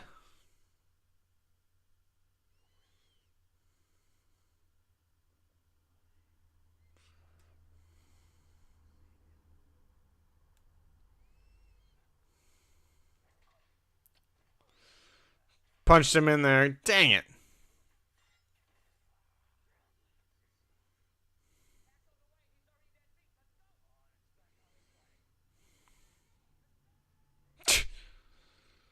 You gonna steal his ship too?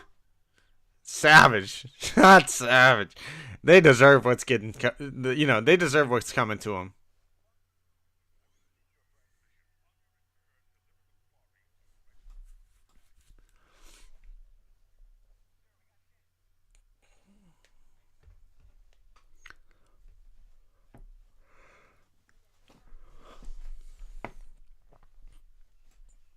You have 10 minutes.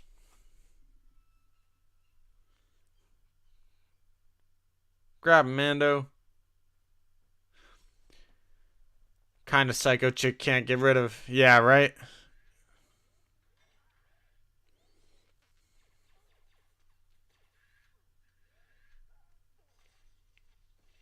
Excellent. Give me your arm, dude.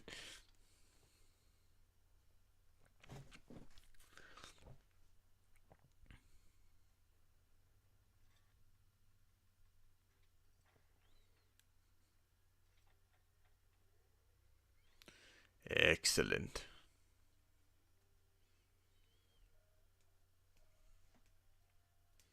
I love that Moss from It Crowd was the voice of Zero. I didn't even know that. That's cool.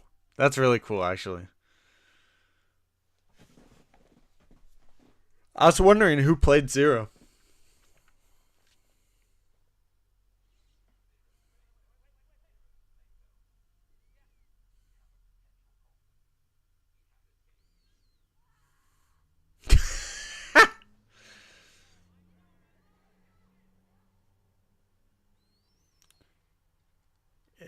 Good. Now you will die.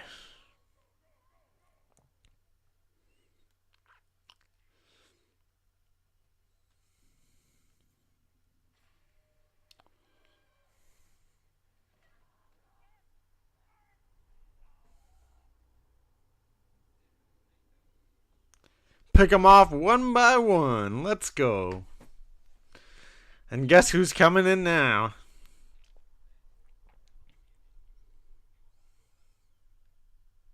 Uh-oh. Grogu, you should have stayed in the ship. Curious.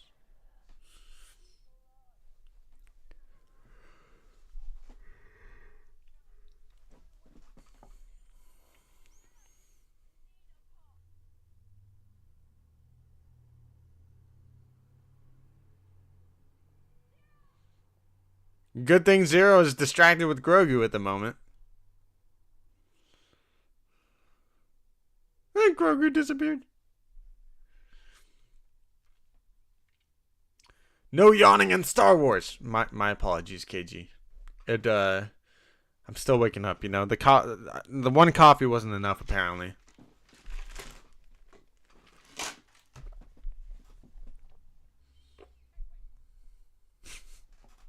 Much love, KG. What about my sister? Yeah.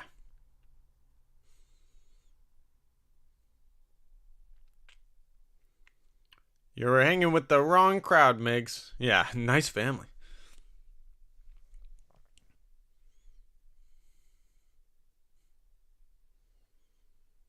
I'm just mad because I'm afraid you'll start me yawning.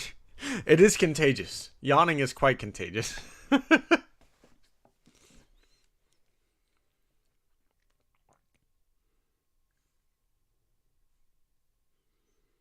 Poor Matt Lancer. Coffee and a donut sounds great right now, right, Dark Maximus? It's you guys have done it to me. We're rewatching Mando 2 before season 3 starts. Let's go, JK Crafter. That's awesome. Welcome into the chat, my man. It's awesome to go back and watch these episodes. It's been a while for me.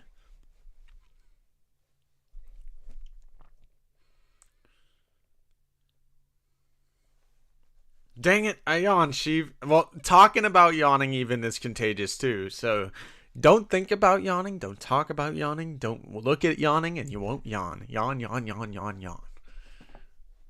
You're welcome. Especially early in the morning. I mean, it's like 11:18 now for me, so it's not really that early. My body's still getting up though. It's so funny how that's a thing. That yawning is contagious. now I'm thinking about it.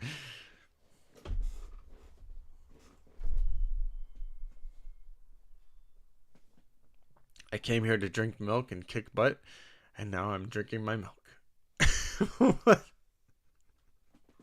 It's 8:30 p.m. in Germany. Nice, JK Crafter. Yeah, one of my good homies, Tim, is from Germany as well. I think... Is it really 8:30 in Germany?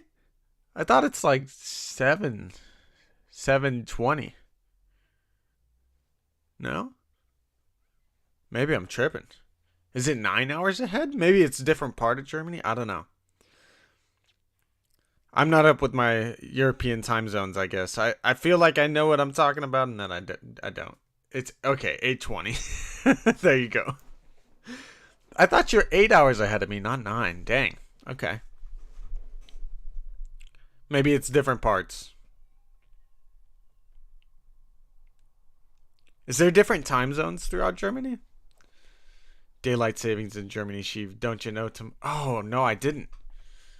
I did not know that. Oh! The Davaroni.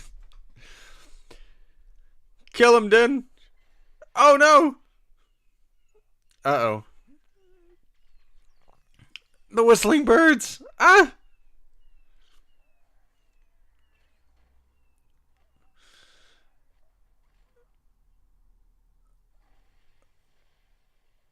Oh, that's right. Fire doesn't affect the Davaronians. Oh my god.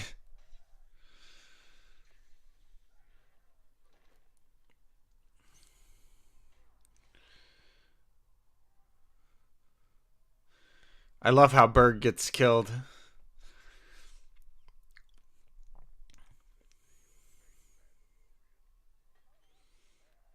No, let's not. Let's see you die, Berg.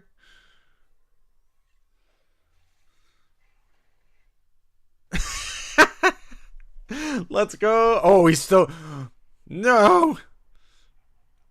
Push the button.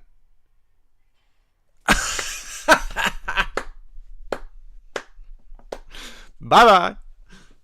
That was great.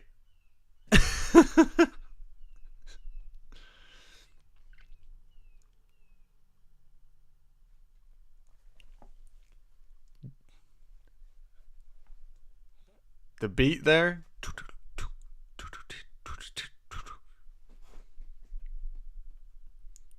Ludwig did a lot of fun, crazy techno stuff for this, man. I love it. I like Mig's little gun arm too. That thing is crazy. I was being funny, but it makes sense since the Midwest has issues of fast and slow time. In states, in Indiana at least, no say bye-bye. No say bye-bye, guy. I honestly, yeah, I gotta figure out how the time zones are working over there. I swore it was 8 hours ahead. It must be 9. Hey, Alan Copeland. Hail to you, my friend. Welcome into the chat.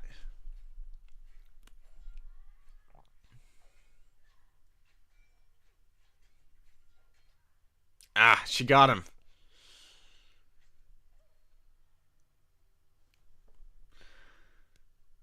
Most famous Moss line, the football game dialogue is rich too. Alan!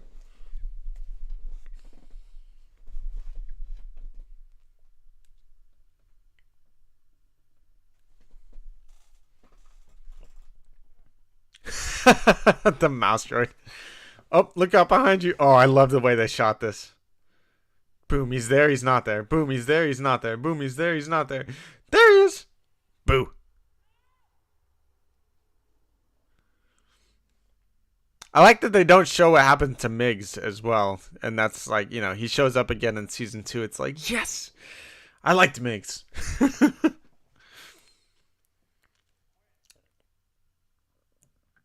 This guy, on the other hand, get rid of this dude.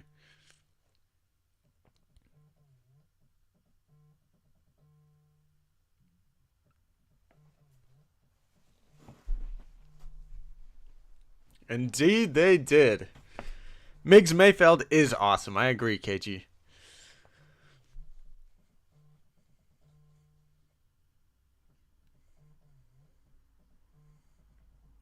That's okay.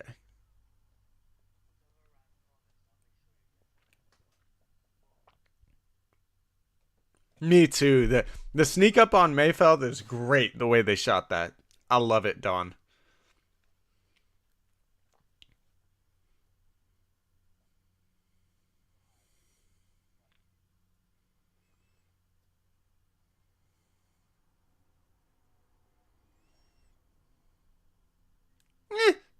Screw the code, as Din likes to say. But then he's like, "Oh man, I gotta make up for screwing the code." It's like, dude, just screw the code.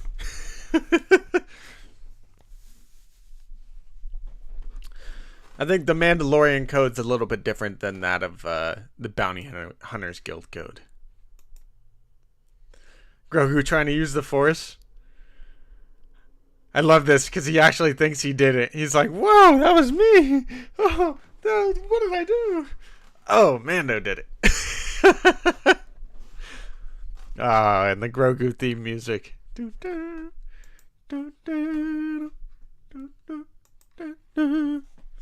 Let's go! And of course, probably the best part of the whole episode, right after Mando leaves. Dun-dun-dun-dun.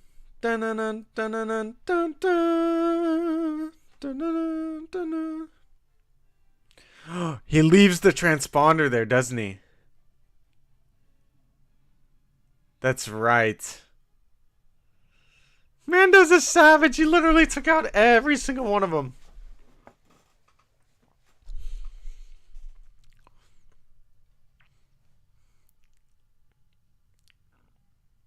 Brings homeboy in for the job because he still does his code, and leaves the leaves the fob with him, or the transponder.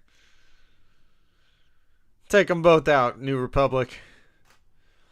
You got to be good for something, right?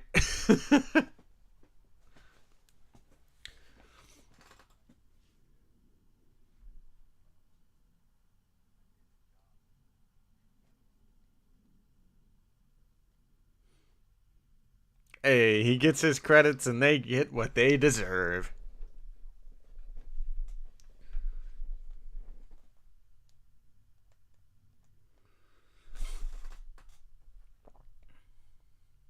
They think they have Mando, but really he's got them. Oh, there goes my light. It's a brand new light. I'm surprised. It died. Uh-oh. Hopefully I'm not too dark. Oh, it's still pretty bright. Thank goodness for the sun.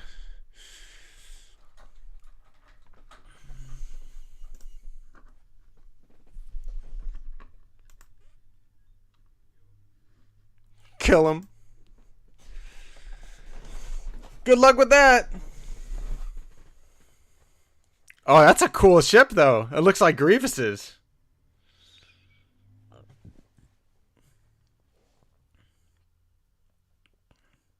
The transponder. It's attached to him. I'm dead.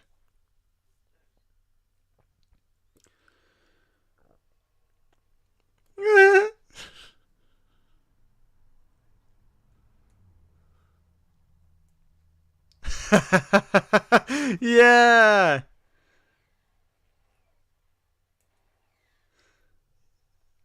Dave Filoni, it's Trapper Wolf, Rick Famuyiwa, and Deborah Chow. I love this. I love that it's the three of them.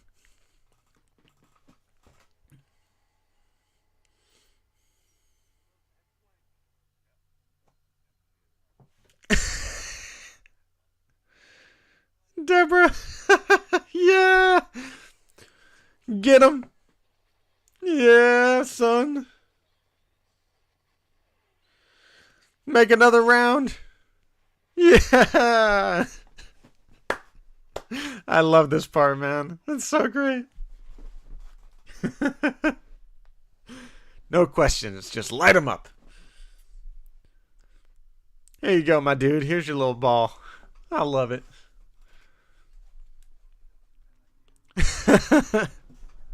Grogu. Told you that was a bad idea, Grogu.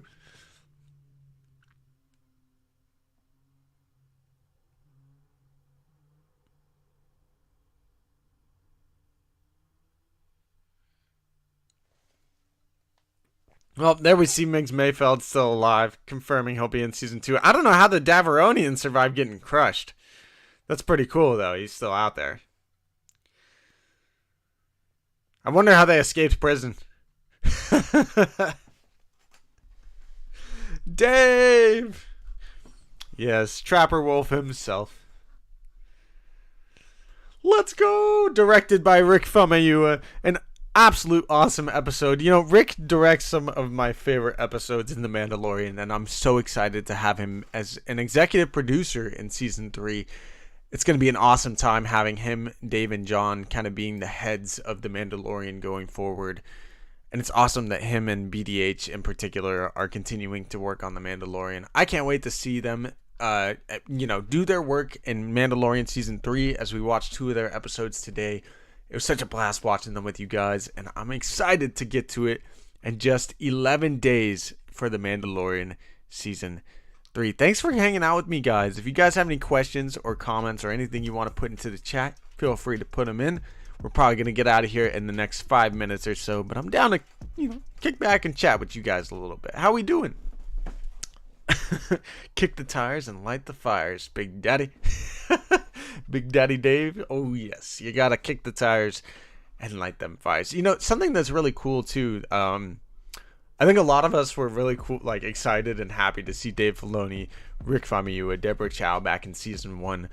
But I don't know if, I don't know how they felt about it or what the case was, but I think it's so cool going into season 2. Dave Filoni had to hit up Paul Sun-Hung Lee. Hope I said that right. Paul Sun-Hung Lee, and then he was really taking over as that New Republic officer going forward. Obviously, Trapper Wolf was still hanging with them in season 2 at one point, helping out with Frog Lady and everything. But speaking of, it was cool to see Frog Lady in that little episode here today in Chapter 5. Cool that there's little tidbits and, Easter eggs throughout the show like that. It's just awesome how they shoot and continue to grow the Mandalorian universe. I love it, man. I love the episodes we watched today. It was a lot of freaking fun. KG says, Robbie Rod directed one of my faves. Not sure what happened with the Book of Boba Fett.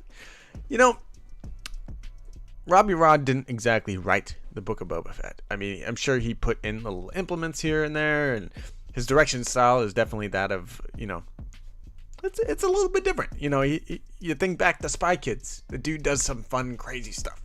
Robbie Rod is definitely a fun director. I think he definitely goes a little bit out there sometimes. What happened with the Book of Boba Fett was just a lot of different stories kind of going all over the place. Like, we had the flashbacks, we had the story of the now, then we bring in the Mandalorian and Grogu and Luke. There's just a whole bunch going on in the Book of Boba Fett, and it's hard to fill in all of that in 7 episodes, I think. So, I personally love the Book of Boba Fett. It's not the greatest Star Wars show ever, but I think it is a very purposeful and good show, and I think a lot of it is kind of set up for what's going on in the future of the Mandoverse, and especially for Boba Fett himself. I've been talking all week about sort of my defense of the show, not even a defense, just explaining how my point of view is and why I like the show so much, why I think it's going to propel Boba's character forward. But I understand what you're saying. The Boba Fett episode where he gets his armor back in season 2 of The Mandalorian has a much different feel in ways than a lot of what we see in the Book of Boba Fett, and it's so badass.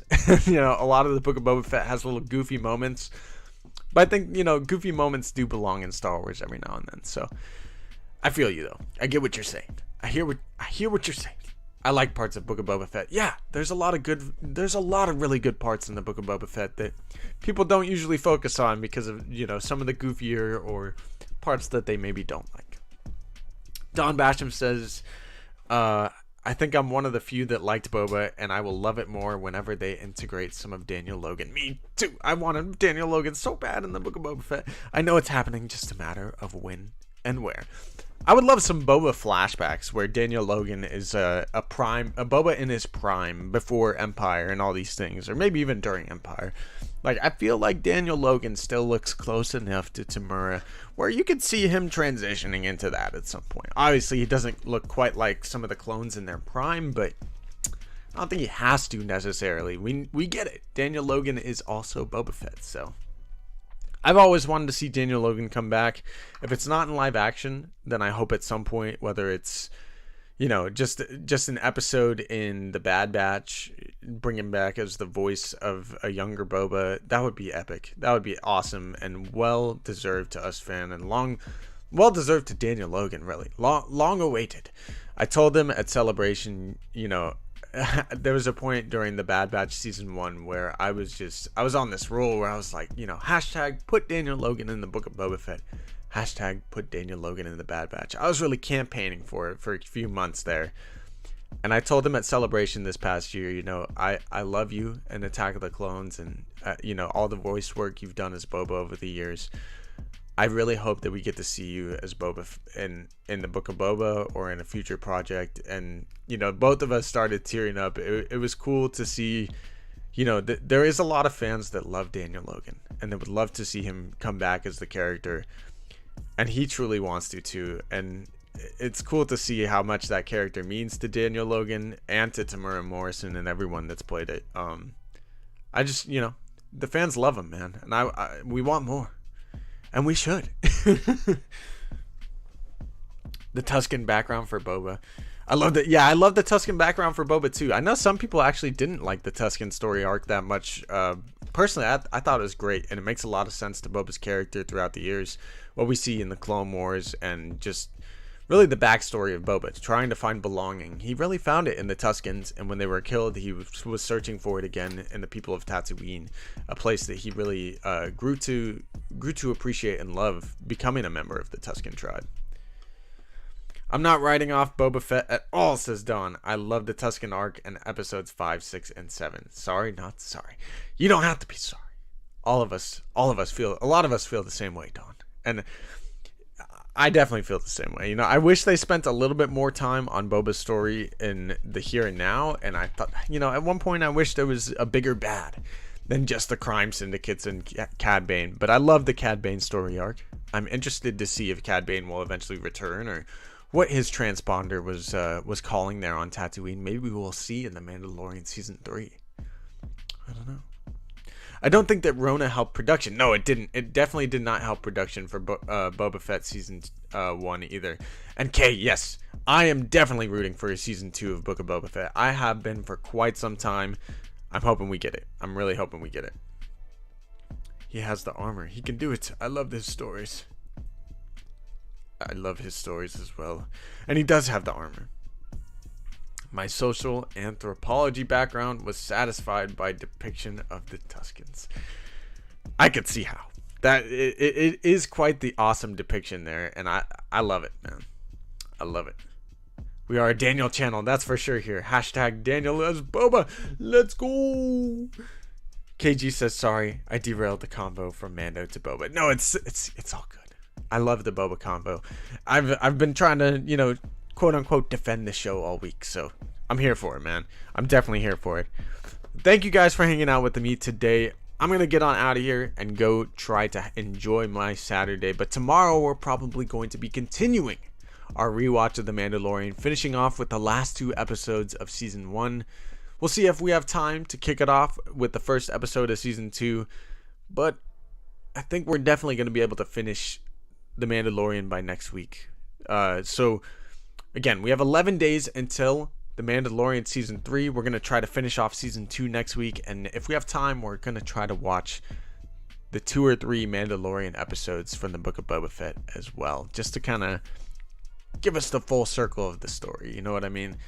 Thank you guys for hanging out with me, though. I appreciate all of you for spending your Saturday morning or afternoon with me, depending on where you are. It means a lot. It really does mean a lot. I hope you have a fantastic rest of your weekend, though, guys, and I'll see you in the next one.